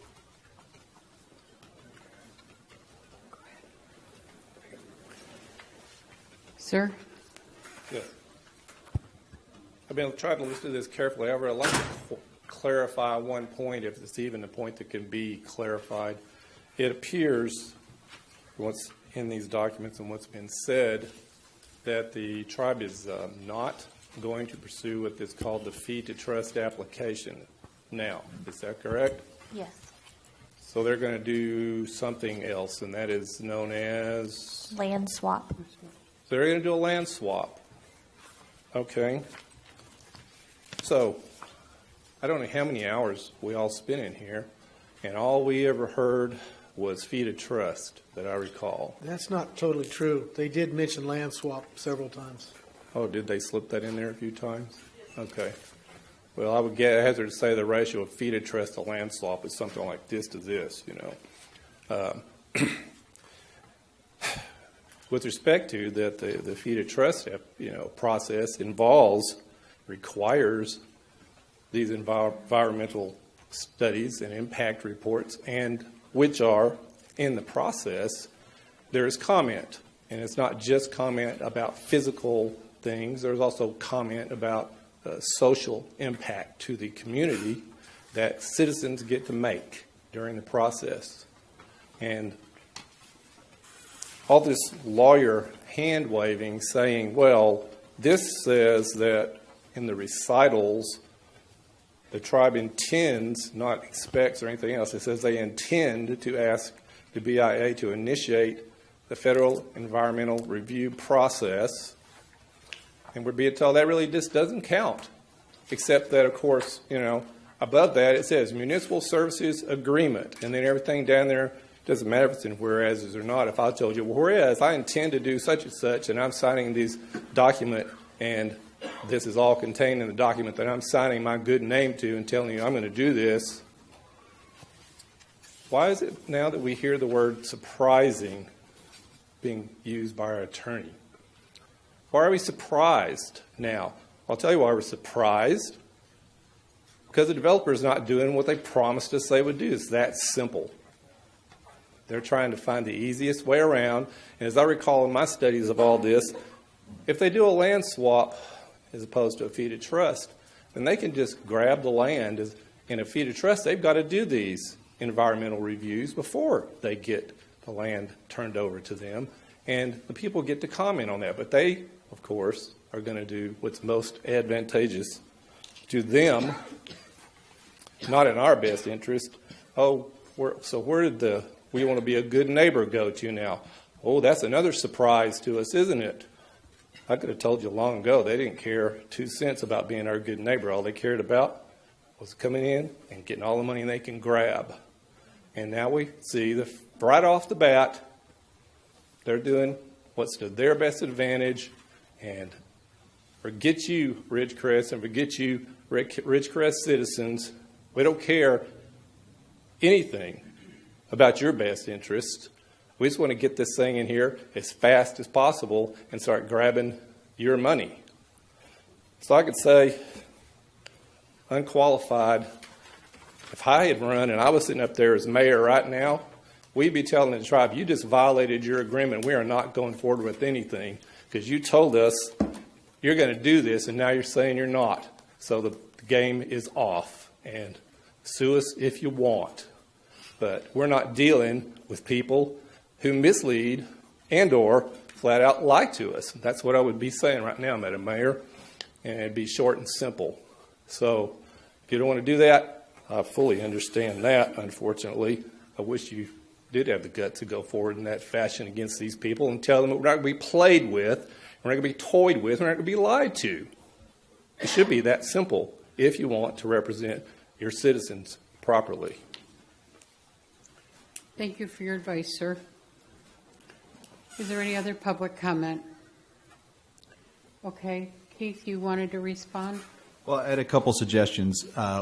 One is, I'm hearing, I think we're all hearing that there's a concern about the way things have been communicated to the city from the tribe and to the public, I guess, as well. It strikes me that the MSA requires that a committee be formed between the tribe and people appointed by the city for purposes of discussing implementation of the MSA. Those are set under on the contract to be public meetings, by the way. So it might be, maybe it's a good idea to request that committee be formed, and we can start having these discussions, I guess. The way it's set up, the committee is appointed by the general manager, city manager. But anyway, I guess that's not really on the agenda for tonight, but there's a thought. The other thought I had about what we're going to do about this letter is I'd like to try to avoid a special meeting. I'm sure we all would, but I understand that people want to preview the language. So I took the time while I was sitting up here to draft something that I can read to you. And then what I would suggest as an option is I can circulate the full letter to the City Council. The Brown Act allows me to receive communications about whether or not to hold a special meeting. So I can circulate the letter to all of you with the understanding that if any of you request to have a further special meeting on the letter, we can go ahead and do that. But if the language looks sufficient under the light of day and I don't hear from you, then we'll go ahead and send the letter. Does that sound fair? He's going to read the letter now. I'm going to read it now. Well, can I guess I guess this is my problem. We were going to do a NEPA thing that was going to take 2 years or a year and a half. Or a year. We're going to take a year. And so, no, we're not going to do that. But so right now, by God, right now, we can't even postpone this to a special meeting or another agenda. We got to make a decision right now. Get those words and get it off. I guess I don't understand why we continue to be backed in a corner with a tight timeline when we were going to take a year and a half to do a NEPA. What is the urgency at this point? Right now, we're asking for a seat at the table, and my dad likes to say, "You're either sitting at the table or you're on the menu." And I'd prefer to be in the room, and I don't know when those meetings are taking place. So that's why I'd prefer to get this letter out quickly and let the governor understand what our concerns are. They've already met with the governor's office and started their negotiations. And in the letter, too, it says the tribe will begin to prepare the draft tier before the gaming compact is approved in order to expedite the time periods involved. So they are moving fast, and they're going to try and slide this in. All right. Yeah. I'm sure they are. So if we take 2 weeks to decide on the letter, that may be too late. No, I'm with you. That's why he's pushing. I understand. Right, but I do agree that I would like to okay, see the I letter. Yep. I mean, and I think the public should get to see the letter too. Well, if you read it now, can we leave it as you read it to us? Let us make comments back to you Right now, here tonight. right now, Sure. and also as we see fit, and say, because I think CEQA is no running through the mill. I mean, no running it through the mill. It's a very difficult, long, nobody likes doing standing CEQA. process. No, they said And it several takes- times they didn't want to trigger CEQA. So Yeah, that's why I'm glad that CEQA is going to be. I've never seen a CEQA process go rapidly by any means, and sometimes years. I'm good for that. The only thing I'm not good for that scares me in light of the constant maneuvering with wording, constant maneuvering. What scares me is when you say, or a process that is equal to CEQA or... Here's what I'm suggesting it says. I don't want to hear that. I want to hear a full-blown sequel, no derivative thereof. The city and the public expected that the tribe would follow the NEPA process. The city was surprised to learn that the NEPA process would not be followed for this project. The city seeks to ensure that a full environmental process is completed as a condition of approval that substantially complies with the requirements of the California Environmental Quality Act.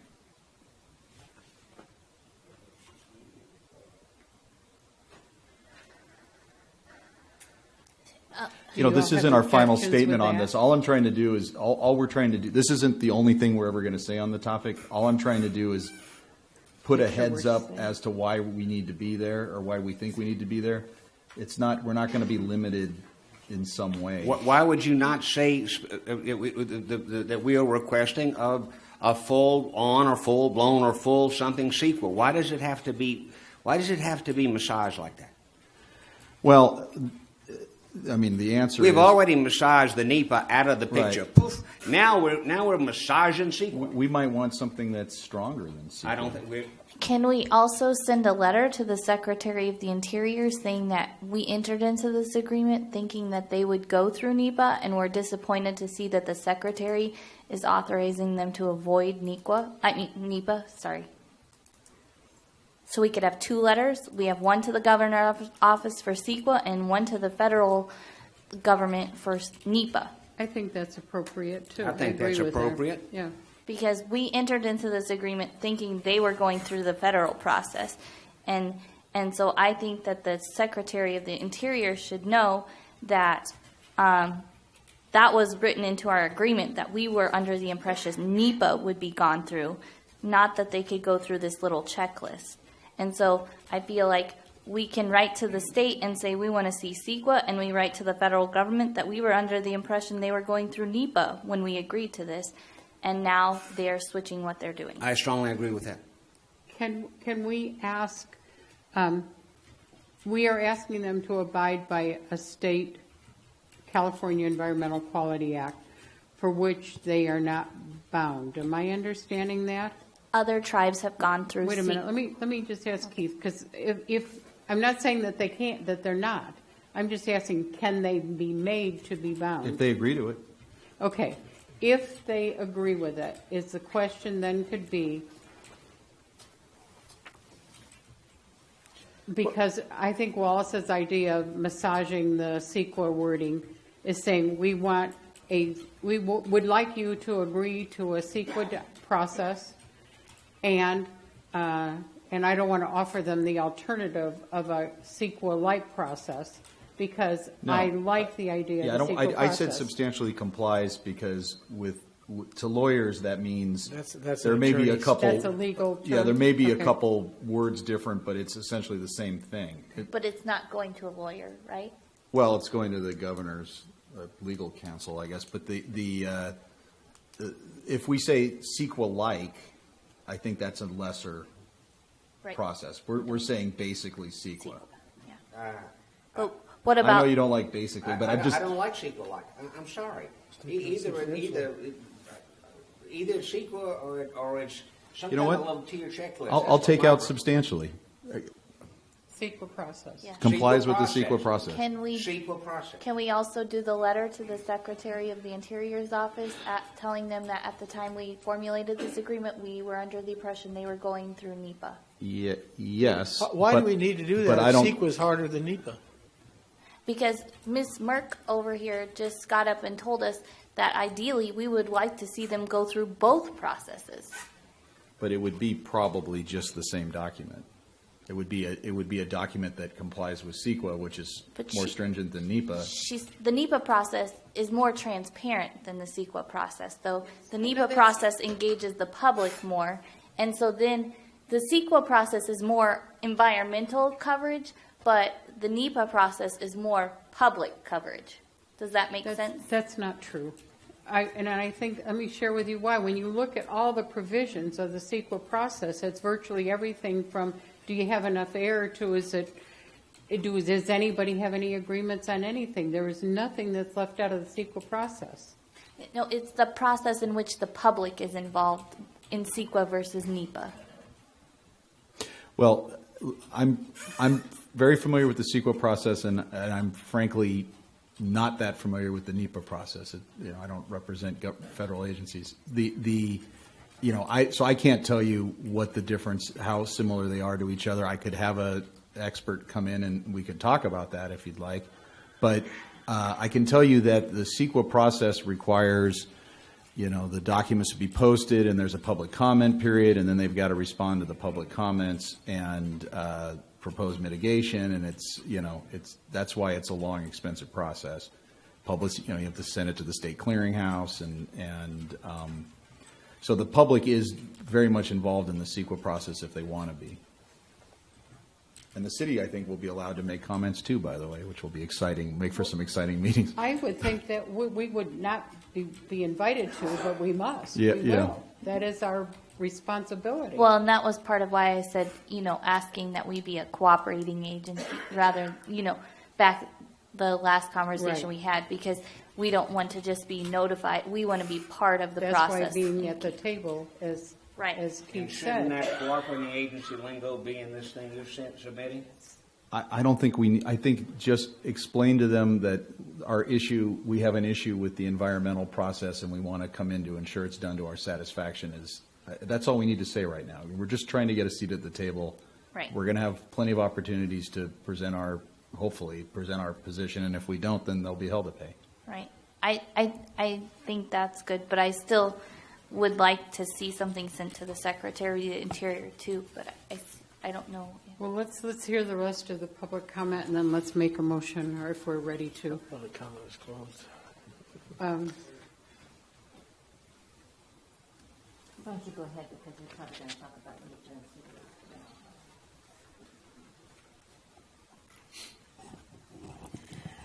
Some of the language that is used, I'm sorry, Sophia Merck, Sam. Some of the language in the CEQA is different than the language in the NEPA process. Is it less effective? Pardon me? Is it less effective? It depends. I think right now it would be very, very good to do a joint EIS, EIR. And it's done all the time. That means NEPA and CEQA? That combines yes. both. No, yeah, that's what it means. It means concurrently? it's NEPA and CEQA concurrently. Is what And she's saying. as such, at that point in time, you ask to be a cooperating agency. The problem is the lands that were given to them under the LEIS is in a different county. And so therefore, it's for them to give up that land there, you're going to be talking to Inyo County. And it would behoove you to be talking on both levels, both the joint EIS and CEQA. If I can be of any assistance, call me anytime. Thank you, Sam. And I've got all those documents in my library. Thank you. Ma'am? I'm Pat Ferris, and it sounds like that Sam should be on that committee that was recommended earlier that be appointed. This probably is not going to contribute to solutions, but maybe food for thought. It may sound rash, but it would seem that if this early in this process, there's this move toward trying to manipulate something as significant as this process, the NEPA process, it would raise a red flag. And when does a covenant or an agreement become null and void? My understanding, I'm not an attorney, but is that when one of the parties breaks the terms of the agreement, we just need to really be, I think, this is a good discussion, because I think this does raise a red flag, and I think we better really watch every step that we take and make sure that we're covered and protected. Thank you. I don't think any of us would disagree with that we need to watch and make sure what's going on. And I have a question here that was sent in to me. Who asked for the NEPA process to be set aside? Was that a federal government, or did that come from the Indians? Because I'm being told this person thinks it was from the federal government. Yeah, I don't know the answer to that question. I mean, Could we find that out? It says in their letter that the tribe is not required because of doing the land swap. The NEPA is no longer triggered by the federal government. I got that. I understand that. I think the question is whose idea was the land swap idea, and it might have been the Bureau. And that's why I'm asking, where did that come from? Yeah, it would probably be good to have more dialogue with the tribe on these things. Does that really matter? Because who it came from it didn't come from the city, and it's in the city's best interest for us to go through NEPA and CEQA. So, who on the tribe's side negotiated? To me, it doesn't I guess matter. my concern is if it came from the tribe, then we definitely need to be even more aware. If it came from the results of federal involvement, then I would want to know that it came from there and why. Well, and I think so, but I think sending a letter telling the federal government that we thought when we agreed to this they would be going through NEPA helps them understand what the city would like to see We're done. not arguing differently. Right. We're saying the same thing. Right. Okay. Yeah. I just want to make sure. I would really like to see us send 2 letters, That's one what for we the all government. said. I think I heard 3 of us say yes. I don't know. Okay. Is there a motion? Can we come to that? Or Keith, did you want to ask Kenny something? I am very done. Okay. Is there any other public comment?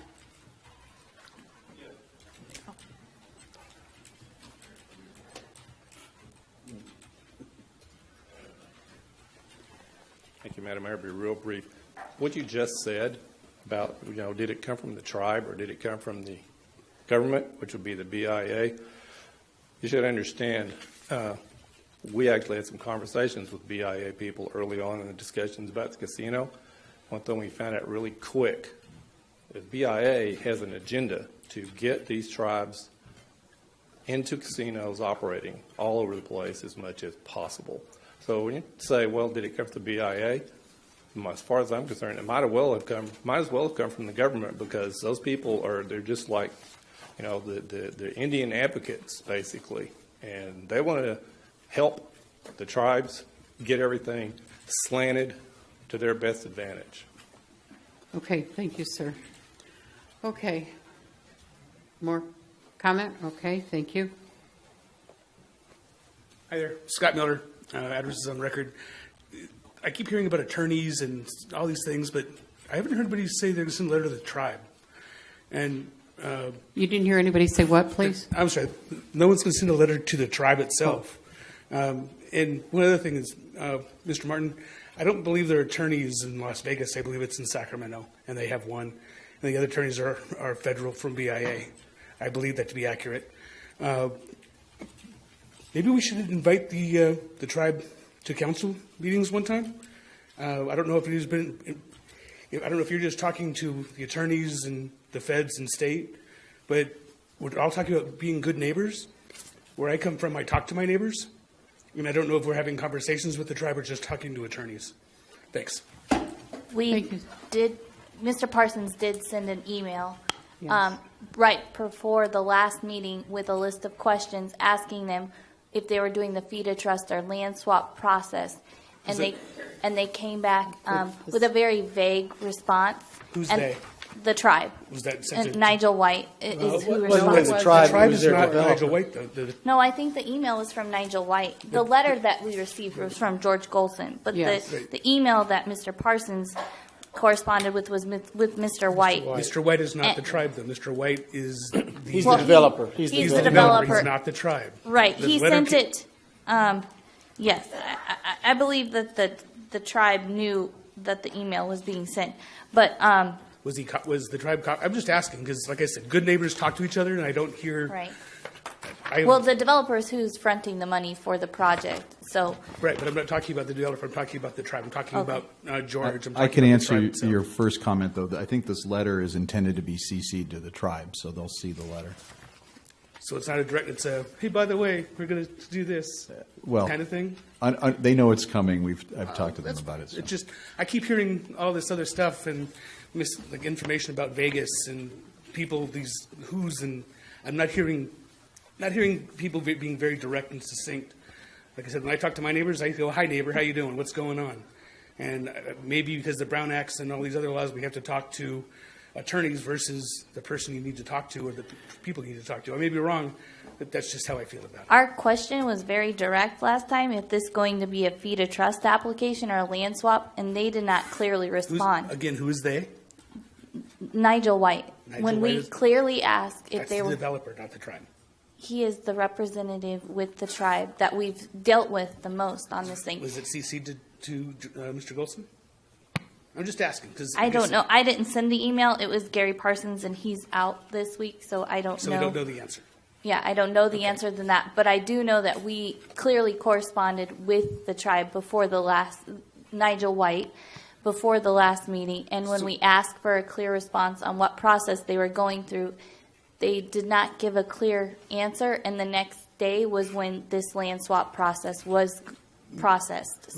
May I ask in future when something's sent to Nigel that it's also CC'd to the tribe? Because Sure. I'm not hearing anything about the tribe. I'm just hearing them and theys and who's and what's. This letter from the tribe said, on behalf of the, I'm going to paraphrase a little bit, on behalf of the tribe, I'm writing to update on the process we have made towards developing a gaming facility in Ridgecrest. And it's about a 4-page letter, and it was from the tribe, from George Goldston. Okay. And CC'd to all council members, and CC'd the Channel Lake-based commander and Keith. And it says that we understand the city of Ridgecrest has discussed the tribe's project in meetings recently. So the tribe was aware that we had Yes. discussed this recently, so. So that's the letter. That sounds like an explosion on the side of my head. Sorry. Oh, now It's his shirt hitting his microphone. That's the letter that you received from Mr. Golson? Is that the letter you're referring to? Yeah. Maybe when council's talking about, instead of using them and theys, be more succinct in who we're talking about. You're correct. I tend to lose track when I hear them, and I don't know who them is. Sorry. Thank you. Okay, so where are we at, council? So do we need to make a motion? A motion. To send 2 letters, one to the governor's office requesting the CEQA process, and one to the Secretary of the Interior's office about the tribe adhering to the NEPA process. Is that Well- correct? Is that what you understand, Mr. Lemieux? I don't make motions, but I'm just asking, is that what you understood, what you were saying? yeah, what I was saying was that the letter be approved as suggested by Attorney Duran with the inclusion of the paragraph that I read earlier, verbatim as I read it. Oh, so are we including this original language for Mr. Duran still? That Or would I be, thought- that would be what I was proposing as the compromise. Oh. Oh, boy. Let me read the letter, okay? Have you all heard it, public? They have copies. They have copies? Of the letter that he. Mr. Okay. The city of Ridgecrest, California, and I'm paraphrasing the names, the tribe, have entered a municipal services agreement related to the proposed IGRA approval Class 3 casino project in our city. We anticipate that the tribe will be entering negotiations with the governor's office shortly.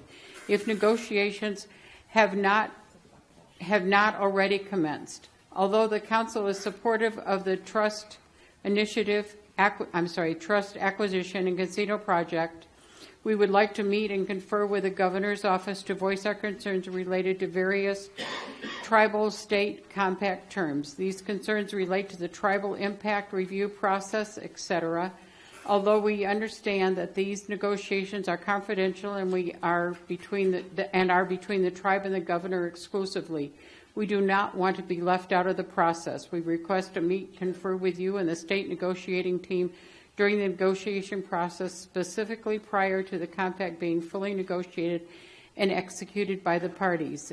And Keith, you wanted to... I would insert the language in the middle there where he's talking about the things that concern us. Yeah, Yes. and then I would probably The et cetera. just, in full disclosure, break that into 2 paragraphs because that paragraph's too darn long. Does anybody have any problems with that? This is the paragraph you read a minute ago? Yeah. Okay, but I'm confused. Microphone. I'm confused. I understand the letter to the federal government with the NEPA and the state government with the CEQA, but then we seem to have agreed that we're going to do the NEPA CEQA at the same time. Where does that wording come in? The state doesn't do NEPA. Yeah, that's... so they're two separate... Yeah, 'cause NEPA is a federal agency. Right, okay, all right. So we're covered. I don't know that there will be the document, the environmental report that's prepared is not going to be a NEPA document, and it's not going to be a CEQA document. It's going to be what they've agreed to, and we're insisting that it's consistent with CEQA. If we say that we want it consistent with CEQA and NEPA, I think in this letter, I think frankly you're watering it down. I agree. I think perfect. I just wanted to understand it. The only part of this with what you just, yep, great, wonderful. I still have a problem with the one sentence that I guess I'm putting my name to that I'm uncomfortable with, and I'd rather you just strike the sentence because I think we can do without it. Although the council is supportive of the trust acquisition and casino project, can we just leave that out? We would like to meet and confer with the governor, so I'd like to take that out. That sounds like something that could be addressed by the rest of the city council. I don't have any problem with that. Do you? Any of you? Not just taking the letter out. I don't want a part to say the current council. Oh, no. No, just take. I don't either, Mike. Strike that first part of that. I think we have a motion on the floor, right? Not yet. Well, no, I thought you made a motion. I said so. We need to make a motion. I was trying to get. I started to, but then we had to get clearance on if that's. So we're going to say, and although the council is supportive of the trust acquisition and the casino projects, we're deleting that. Yep. And we're simply saying we would like to meet and confer. Yeah, that's fine. Yep. All right. I don't think that there's no legal requirement that anything in particular be in there. I am good with that. So I'm good with that letter, and then I would like to see. I guess so. I motion that we write that letter and send it. And then I would also add that we would write a letter to the Secretary of the Interior and possibly CC the BIA on that we were under the impression that they would be going through the NEPA process and that this land swap, if we could convey to them that we would like to see them still go through NEPA, basically. However. I think that's closing the barn door after the horse is out as far as the federal government's concerned. Say that again? I think that's like closing the barn door after the horse is out because the federal government's already approved it without NEPA, right? You think they're going to go back and change their agreement with the tribe? I don't know that the agreement with the tribe is completely finalized yet, and so if they know that we would still like to see NEPA, that could still be a possibility. So I think that's okay. The only concern is I would have to go, now that I'm thinking about it, we did have the infamous exhibit letter to the MSA that describes what we're supposed to say to the federal government on the topic. It says without waiving any rights, though. Yeah, I agree. I just... And we agreed in this agreement that it said very clearly at the beginning that the intention was they would be going through NEPA. And that's where the exhibit was attached to. The very beginning of the agreement set the premise that they were going through NEPA, and that's why we agreed to send that letter. Listen, I agree with that premise. I just want to make sure, I would want to take a look at the agreed upon language and just to be careful and make sure that we're not somehow contradicting what we agreed we would say. It's hard for me to imagine how that would be the case, but I don't have it in front of me, so I'm being If we needed to leave the BIA off, is that what you're saying? When we send that letter, right. We could send it to the Secretary of the Interior, but then wait and see if the BIA could have a copy as well? Yeah, I've got to make sure that it doesn't say all federal agencies in the MSA. It was just the BIA. Was it just the, well, I guess I would say, if you were going to give us that direction, and I guess I have to draft that letter, that you also direct me to first make sure that it's not inconsistent with our agreement. And if it isn't, then we'll send it out. Yeah. I'd like the tribal expert to look at that too. Okay. Okay, so that's the motion. Is there a second? I second it. Do we need to thoroughly say? No, I'm okay. Mr. Maurer. Aye. Mr. Thomas. Ms. Breeden. Aye.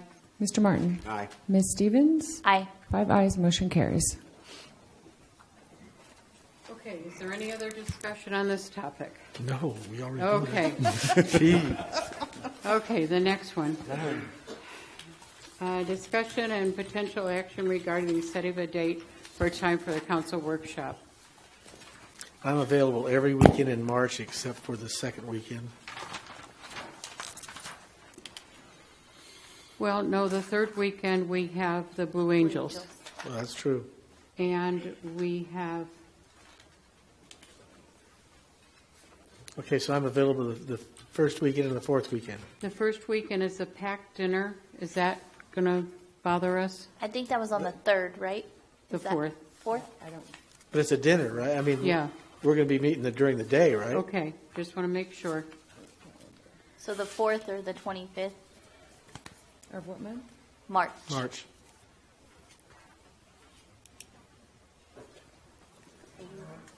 I'm okay on the 25th. You good for March 25th?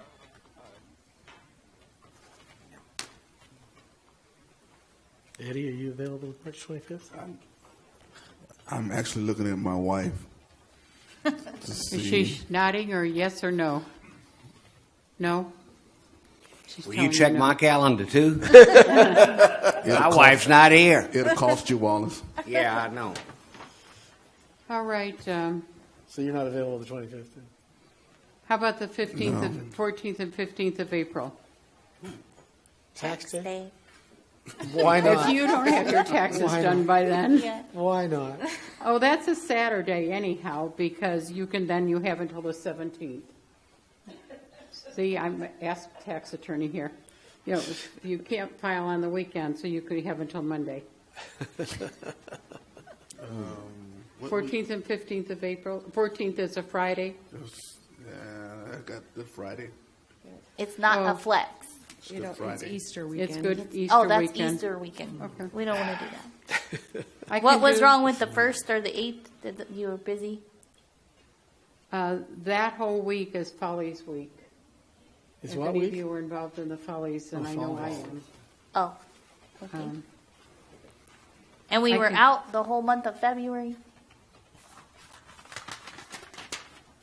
I don't have my February calendar with me. I can do the 25th of February if you want to do it on a Saturday. That's the last Saturday of I February. can probably do that. We're waiting for the nod from Miss Thomas. Brenda. February 25th?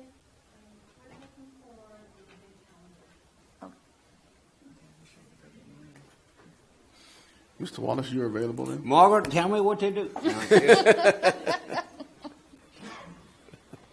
I think so.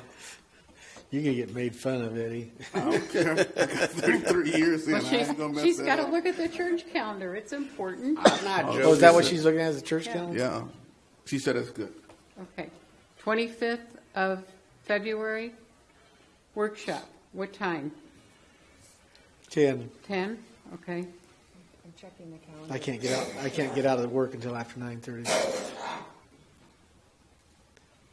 We come very casual, right? Yes. Saturday. Council chambers are available. Are we meeting in council chambers or are we doing something Let's a little use bit more council, because casual? no publics, although the past few times we've had workshops, there's been a number of people, so let's keep it Okay. here. So 10 a.m., Well- the 25th. Is there a better room in the Kerr McGee Center? Because we don't use the Diaz, so Yeah. That way we can look at each other and. Yeah, yeah. Because last time we had something like this, we met down there, and I'd rather have something where we can all We can check to see availability. see what's available in the Kerr McGee Center. I think it'd be more appropriate for that than meeting here. Okay. So we're set, 25th, 10 a.m., somewhere here at the city. Okay, next item. I'm thinking, well, I'm way past that. Where am I? 11, Bowman Bowman Channel. Channel. Yeah, the Bowman Channel. Is that Sir. you? Eddie? Yes, I'm sorry, I was just putting it in my calendar. Real quick, I know we are mentally exhausted. I had some questions because some people came to me and asked me some questions in reference to the design that poses concern about the overflowing water that's spilling onto Bowman when it rains, and we've gotten, fortunately, we got a high level of water this year. I guess a couple questions that they asked me was, did we undersize this, or was it even our responsibility to size that basin? Because I think the water is collected from China Lake Boulevard in the front of Walmart, and it comes over and is also collected from Downs, and it runs over into the new one that Walmart just installed. Did we undersize that, or did Walmart undersize that, or is there a plan to do something with that water spilling over the top? All the facilities. Is this thing on? Can you hear me? Flip the switch once or twice. How about that? There we That's go. All the facilities that were designed and constructed by Walmart are per the size as called for within the wastewater master plan, or not wastewater, the drainage master plan prepared by, I think it was Montgomery Watson. Montgomery Watson, yes. And so everything that's currently there is designed to meet the master plan quantities of flow that is within that Bowman drainage basin, as well as the College Heights drainage unit. Okay. There are two large hydrologic units that have a confluence right at the Walmart complex. There's the Bowman drainage basin, as well as the College Heights, and they're both quite large. And they're all tributary, and they meet right there at the Walmart project. And the water was flowing down College Heights tremendously that weekend. So, I saw where someone referred to this like 1984. I was on the city council in 1984, and most of the houses in the southeast section of town flooded. So this was nowhere near like 1984.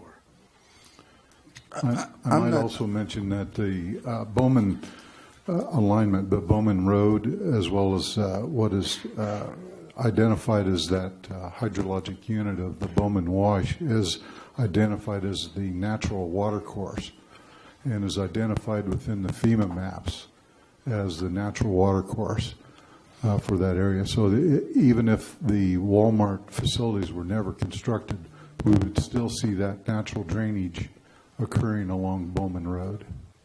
The overflow part of it, we would still see that, because that seems to be their major concern. In a major hydrologic event, we would see that entire corridor, particularly Bowman Road, act as if it were a channel.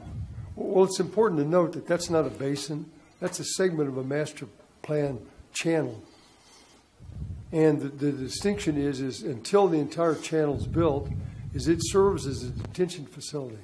Had that segment, which is essentially a linear detention facility, had that not been built, all the water that was impounded by that segment would have already been on the lower lying area to the east and to the north. What if there was a culvert under Sunland? Would that help at all? The master plan calls for a relatively large box culvert there at Sunland. What there is now is there's a small diameter leach line that allows that impoundment area to drain over time. It's a means of the end of that channel is really just impounding some water there. It's not a basin. It's just the what that channel will hold. But there is a method of draining that with a smaller diameter pipe that goes underneath that concrete swale at Sunland. Do we need a larger? Because I got a picture of Sunland being completely covered in water.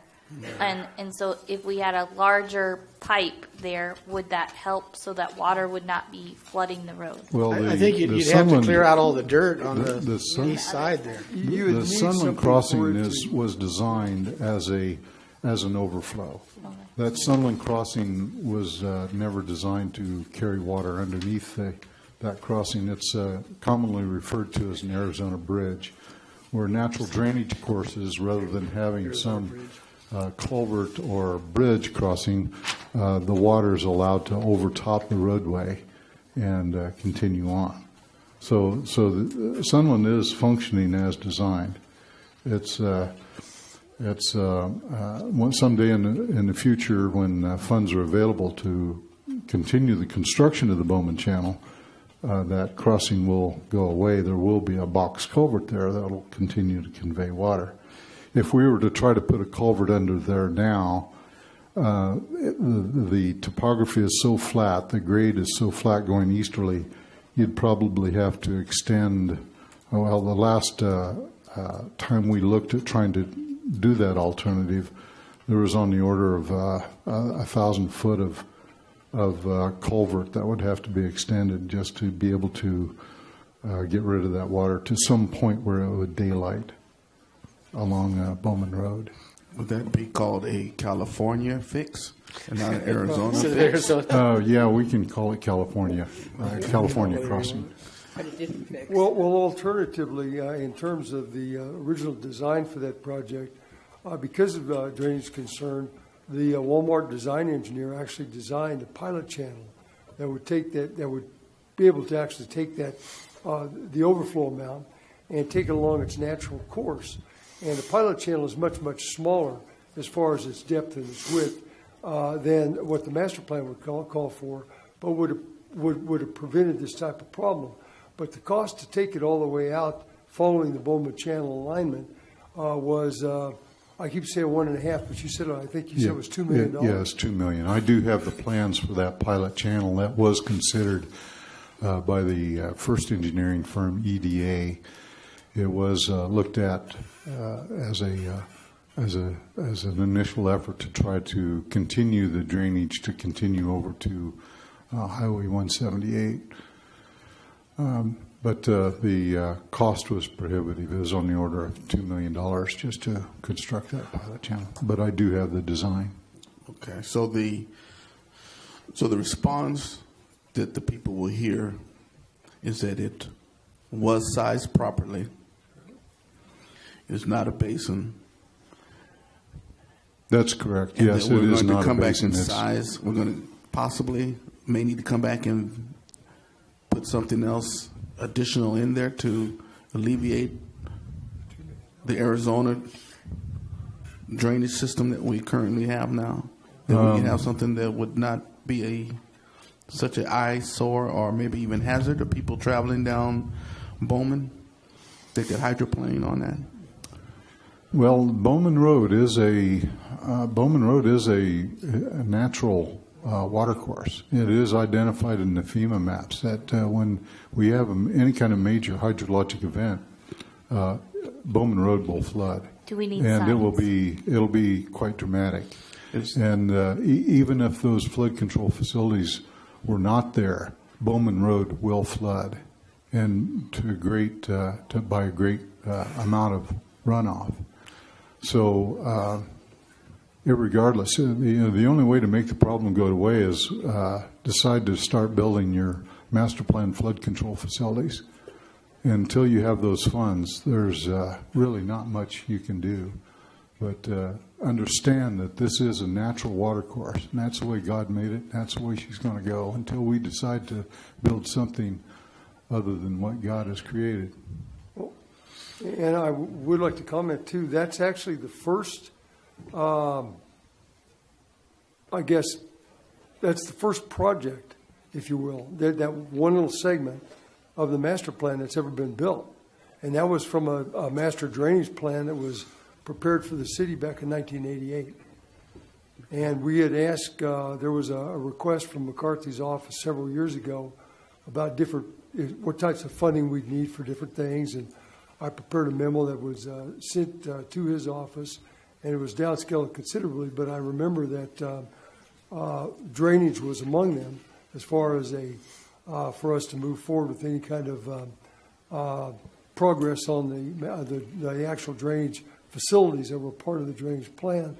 And I think then, and that was several years ago, it was well over $140 million. So, I mean, you can see the extent of what we need and to even begin to attack the master drainage plan, the facilities that are indicated in the master drainage plan.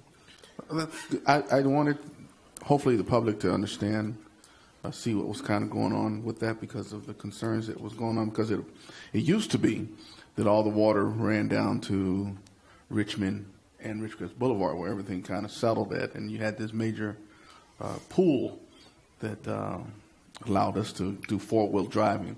But it seems like that has been alleviated some because the water doesn't build up as high.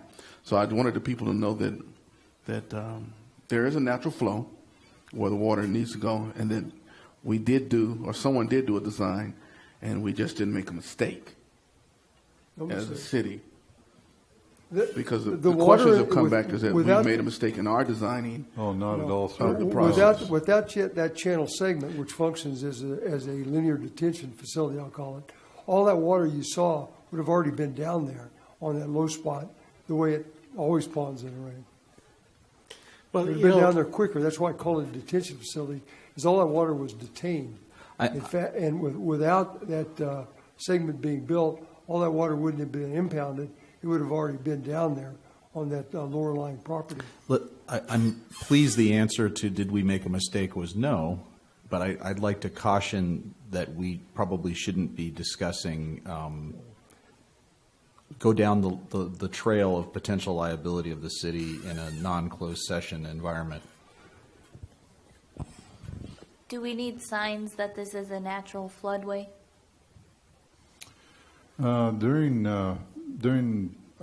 rain events, it might be wise to have signs that indicate that the roadway is flooded. It's very similar to what Caltrans has along China Lake Boulevard. They've got several low points that floods, and signs are placed to let the public know that the roadway is flooded. That is quite common in the desert region where you have these types of crossings where you don't have a culvert or a bridge where the water flows over the top of the roadway. By design, I might add, that the agency will post signs during a rainstorm to advise the public that there is a flooded roadway. That's true, but every crossing I've ever seen where they have those flooding signs is when the channels actually cross the roadway, not when they run parallel to the roadway. Because, like as you indicated on the FEMA maps, Bowman Road is a natural channel. Well, I think where the signs need to be is on Sunland, because the water's running over Sunland to go down Bowman, and that's true. That when I drove that area, that was the danger area. There was Sunland, that's true. Not along Bowman, because it was running along the north side. My thoughts were on Sunland, posting Sunland rather than Bowman. See, I grew up in San Bernardino, and I lived on Sierra Way, which was a natural channel. I think the curb was that high, and a block south of me, they actually had a walking gate they'd put across the road so that people could walk across it. You couldn't drive down it in a heavy rain. Right. But it isn't that bad here that we need something like that. Right. But I don't know how much of the water that was going down Bowman was from College Heights and how much was from the west end. But the drainage area from China Lake Boulevard to Downs used to have catch basins in them, and they pretty well eroded away except towards the end. There was a lot of water caught before it went across China Lake Boulevard, but I don't know how much water actually went across. I think most of the water that was flooding Bowman was coming down College Heights, because College Heights was really sending a lot of water down. I would encourage further conversation through the infrastructure committee about the merits of those kind of check dams along the Bowman Channel.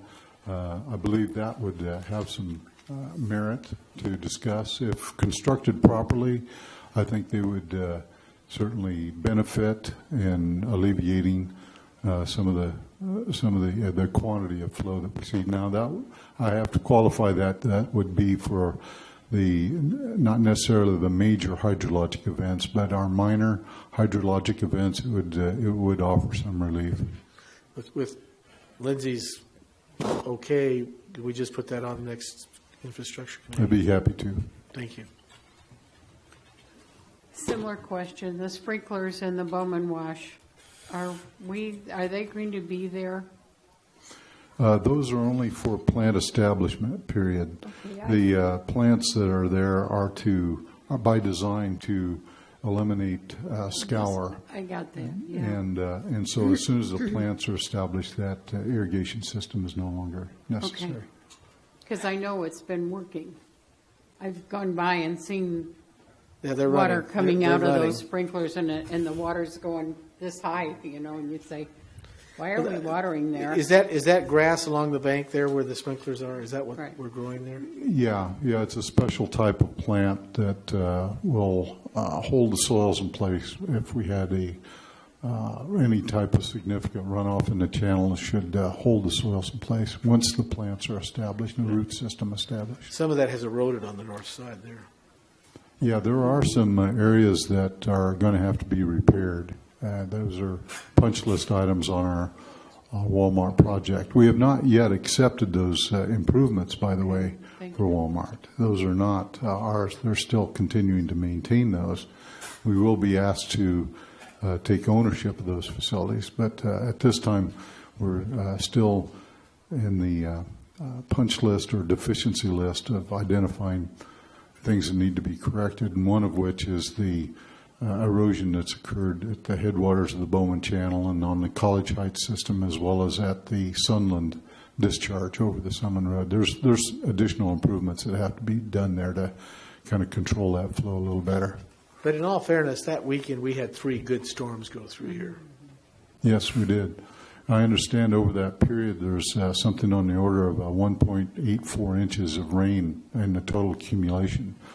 And I might tell you what that means to you in terms of what our design 10-year flow is. Our design 10-year flow is 1.83 inches in a 24-hour period.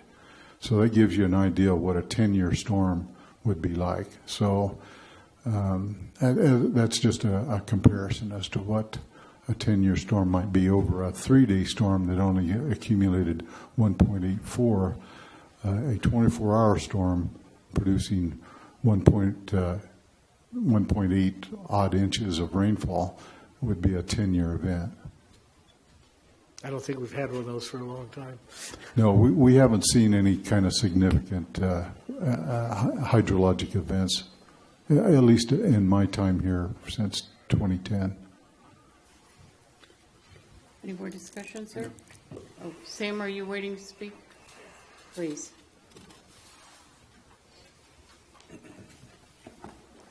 Sophia Merck, Sam. Last week, I went to a meeting up in Bishop, California with Inyo Mono Regional Water Board. And we're part of that group, part of the IRWIP.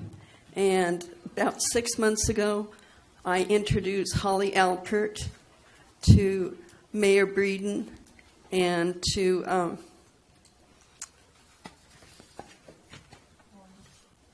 Lauren, Mr. Cole. And but one of the things they're going to be looking at this year is doing a flood grant for all the areas inside the Inyo Mono, what they call the Inyo Mono area. They also participate in the Cash for Grass, which we get a lot of that monies for that. So But it would be nice if Mr. Culp could work with Holly Alpert in regards to maybe the floodplains here in the Indian Wells Valley.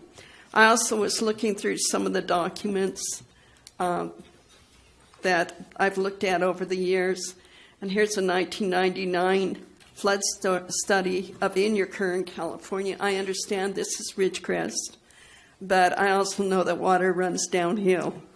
So a lot of the areas we're looking at actually comes from not in the city limits, it comes from the county. And so if we could all work together and get a good flood plan together, there are monies available, and Lahontan Water District is available to work on it also. We also have the NRCS that is willing to work with us in regards to it. And what this document suggests is that we submit some of these plans to the Corps of Engineers, and then they could possibly come up with a good plan for us. But there's grant monies out there for us, and we need to do it in the cycle that Inyamona Irwimp is doing theirs. And so if we could get together, maybe City Council, they could get together with Holly Alpert, that would be wonderful. Thank you. Thank you. Would that be another infrastructure thing? I would think so. Certainly. I recall meeting with Holly. I still have her business card. Okay. Well, if there's money, if You're there's potential money doing out there. that, as I recall, for this, you're preparing the grants for this fall, is that correct? Yes, yes. That's what I thought. And we're going to be working, well, this particular study was the CRMP for flood management in the Indian Wells Valley. Here's a letter that was done by Mark Koch, and then here's the document itself. But it would be good if we combine some of these efforts together, because there is money allocated for this. And we might as well take advantage of it. Thank you. Do we have time, or is it a long process, Sam? If you don't mind. It is a long process, and they're going to be holding the meetings. I'm going to be working on some of those documents in the next 3 months. So I would like to work with the infrastructure committee, maybe, in regards to that. Okay. Sounds Thank you. good. Thank you. Okay, no more items on that. We're going to go to number 11, and that is... No, 12. 12, thank you. Keith, that's one you have on the resolution. Yes, and I hope this is brief. Ordinance. We're supposed to Have we done annually anything brief? review our ordinance regarding conflict of interest to make sure it's consistent with updates in the law. I guess they recommend we do that every couple years. We hadn't done it in a while. When we sat down and looked at it, we noticed that some of these changes needed to be made. I guess I could go through them, but really what this is just to make it consistent with the current law for cities. I don't know that this represents any significant change to the way we're doing things. And you made the corrections that we brought up last meeting. Yeah. Oh, that's right. You guys saw this last meeting. Yes, we did. We did. And so we don't send it to the Board of Supervisors anymore, we send it to FPPC. And we can thank Michael for those changes. Okay? So I need two motions, motion to waive reading in full of the ordinance, and then a motion to introduce by title only the ordinance for a first reading. I motion we waive the reading. I'll second. Mr. Mauer. We didn't get public comment. Oh, was there And I public had a comment? quick thing. In the one paragraph, it says city treasurer. Is that supposed to be the finance director? He has both titles. He has both titles. Okay, because one place we say finance director, the other place we said city treasurer. So I was just curious. In the past, it has been two different people occasionally, so. Okay. On the first page, second paragraph under conflict of interest, that says the mayor, city treasurer, attorney, chief administrative officer, and then down on the second page under C, it says chief of police, city clerk, finance director. So, I just think, I guess. There's two different obligations in those paragraphs. Okay. So that makes sure they're both covered appropriately.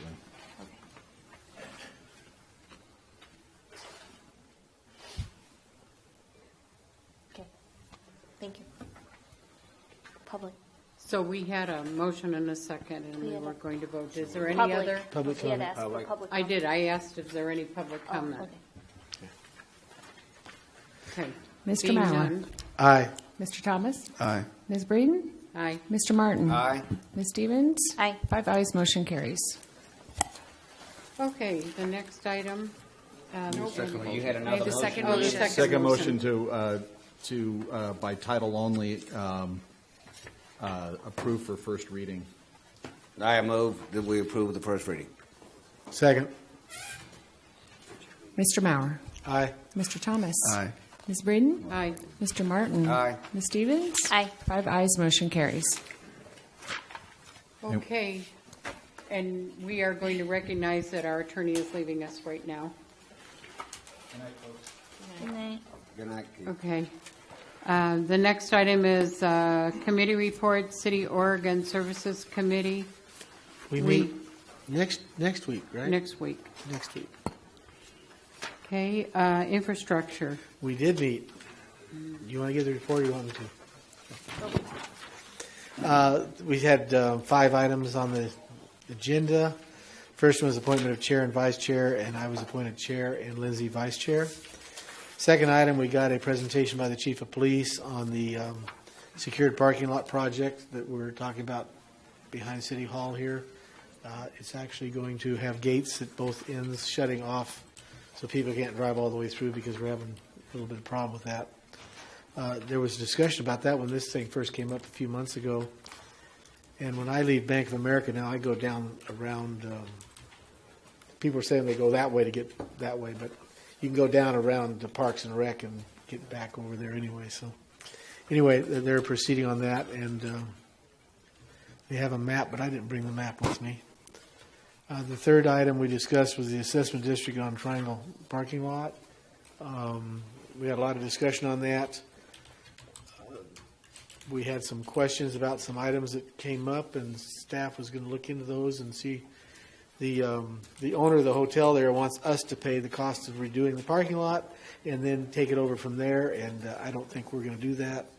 But we wanted to see his agreement with the city on his 25 spaces and see. It might offer him the 25 spaces. I don't think the city's going to city's going to maintain it forever. But have we looked into that yet, Dennis? We're in the process of looking into it.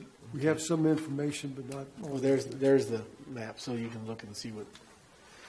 Okay, the next item was the grading plans. We have a little ambiguity and conflict in the ordinances, so we gave staff direction on modifying them to be consistent, and so they're going to bring that up. They're going to draw those up and bring them forth to the city, or for the city council, for approval.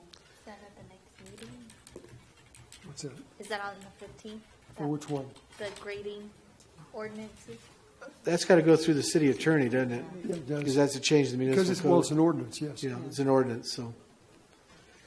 The last item we talked about was the change orders we approved on the consent calendar tonight. We get infrastructure, we get a preview of those. Thanks to Lauren, he brings them in so they're not a totally new item when we get our agenda packet. And then we got an annual calendar of when our infrastructure committee meetings are. They're the fourth Thursday of every month, except when it falls on Thanksgiving and Christmas and things like that. And that's our report. Okay, Parks, Rec, and Quality of Life. Did not meet. We are going to establish a date because we're also trying to work with Mr. Patton and Ms. Lindsay in reference to a better time and date that's accommodating to everyone. Okay. Youth Advisory? That's next, this coming up week, second Okay. Wednesday. Activate Community Talents, that meeting action committee? We have not scheduled a meeting yet. We need to schedule one, but it's the third Tuesday of every month, so it's coming up. Every other month? Every other month. We didn't meet last month, obviously, because we did the elections and stuff, so. Okay, RACVB, rather than read that all, can we all accept it as or do you want to read the whole document, the whole report? I spoke with Mr. Luke, and he agreed that he would be fine with us just submitting it to our clerk and make it available, and anybody wanted to find out what went on, they could come up here and get a copy of it. But in the event, if we discovered something that was important or we wanted to highlight as council members, that we could do that as well. And Mr. Wallace is my alternate, and he was there at the meeting today, and they welcomed him with open arms. And then the other thing I wanted to say, unless Mr. Wallace wanted to say something else, is I think that organization is doing some outstanding things that you will hear about that's coming up, and from a marketing standpoint that will really, really, really benefit Ridgecrest. So I say to us, Ridgecrest people, hold on to your seats. I'm looking forward to it. I think they do a great job. So I wanted them to answer those questions so we could see. Okay, is there anything you wanted to add, any of you, to this report? If the report's available up here, if anybody would like to see it. Okay, the next item is other committees, boards, and commissions. Mike, did you have a Kern Cog? I did have a Kern Cog, and it was a pretty simple meeting. Didn't really have anything exciting. Okay. We have a finance committee coming up next week. Next too. week. Right. I had a air pollution control district meeting, and we basically meant to say we're going to get a report next month. So I didn't have that or anything to report on. And you've heard my other committee reports. So any other committees anybody would like to report on? Okay, city manager's report. Yes, I attended the Kern Cog TAC this morning, and following the meeting, they had a workshop on ITS, Intelligent Transportation Systems, and it was kind of interesting that they have not been able to receive any kind of grants for ITS, and it was explained by the federal government the reason they haven't received any grants is they have to, in fact, have a plan. So they have a 20-month schedule to develop a plan, and they're going to be asking for participation from all the various communities. And and as that develops and progresses, I'll advise the council.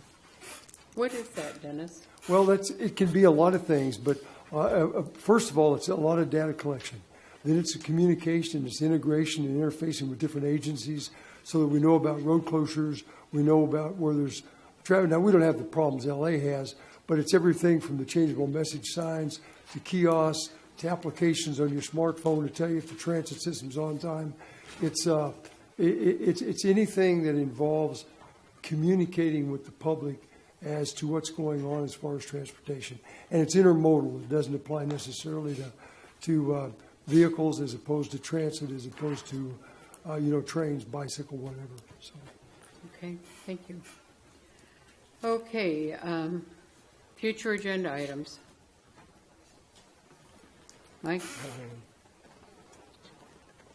Eddie? Wallace? Lindsay? We have, we have an item to discuss a splash pad. The Economic Development Committee, we have to have a resolution, I guess, so that will be coming back. And then it's my understanding, too, the planner contract will be coming on the next. The city attorney's working on that, so when they're have it done. And then I'd like to see if I don't know if we should do it through infrastructure or through this, but discussions on a roadway maintenance plan.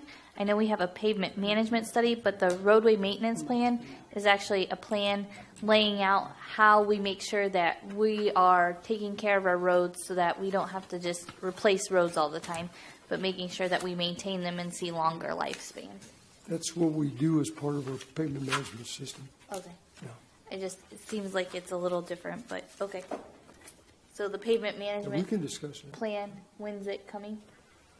Warren, I know that we have been finding, issues with the PMS. Have we got any, Yeah, I'm meeting with the consultant tomorrow.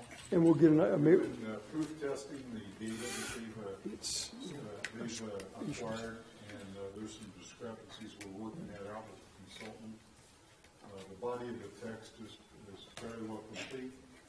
There is some discussion of maybe an addendum or an additional write-up relative to the funding of Measure B. So we're on the doorstep. Okay. Okay, future agenda items. I did that. You did that. Mayor and council comments. Lindsay?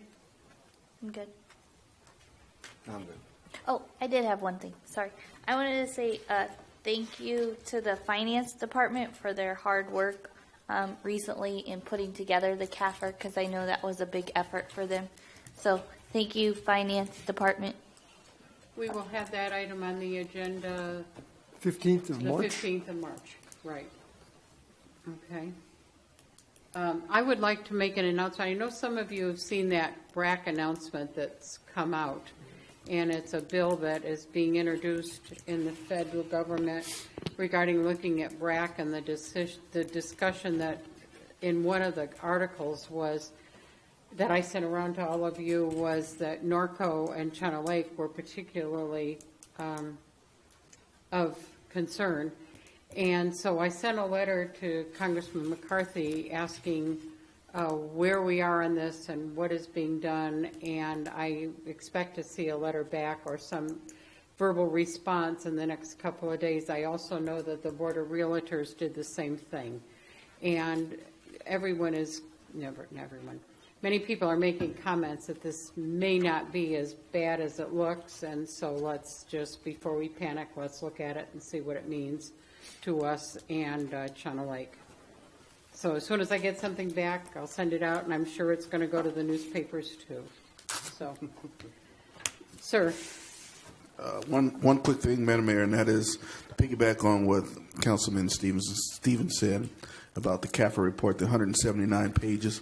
Excellent job. Is it possible that when we have that meeting on the 15th of March, that we do not overload our agenda? Because I'm sure that's going to take some time to work through. And if we have 12, 14 things on the agenda, my mind is going to shut down. I second, third, and fifth that, or maybe 10th that, because we're going to be in council coma. And we need to space these monster things out. We get this 500-page thing 2 days full. It's like not happening.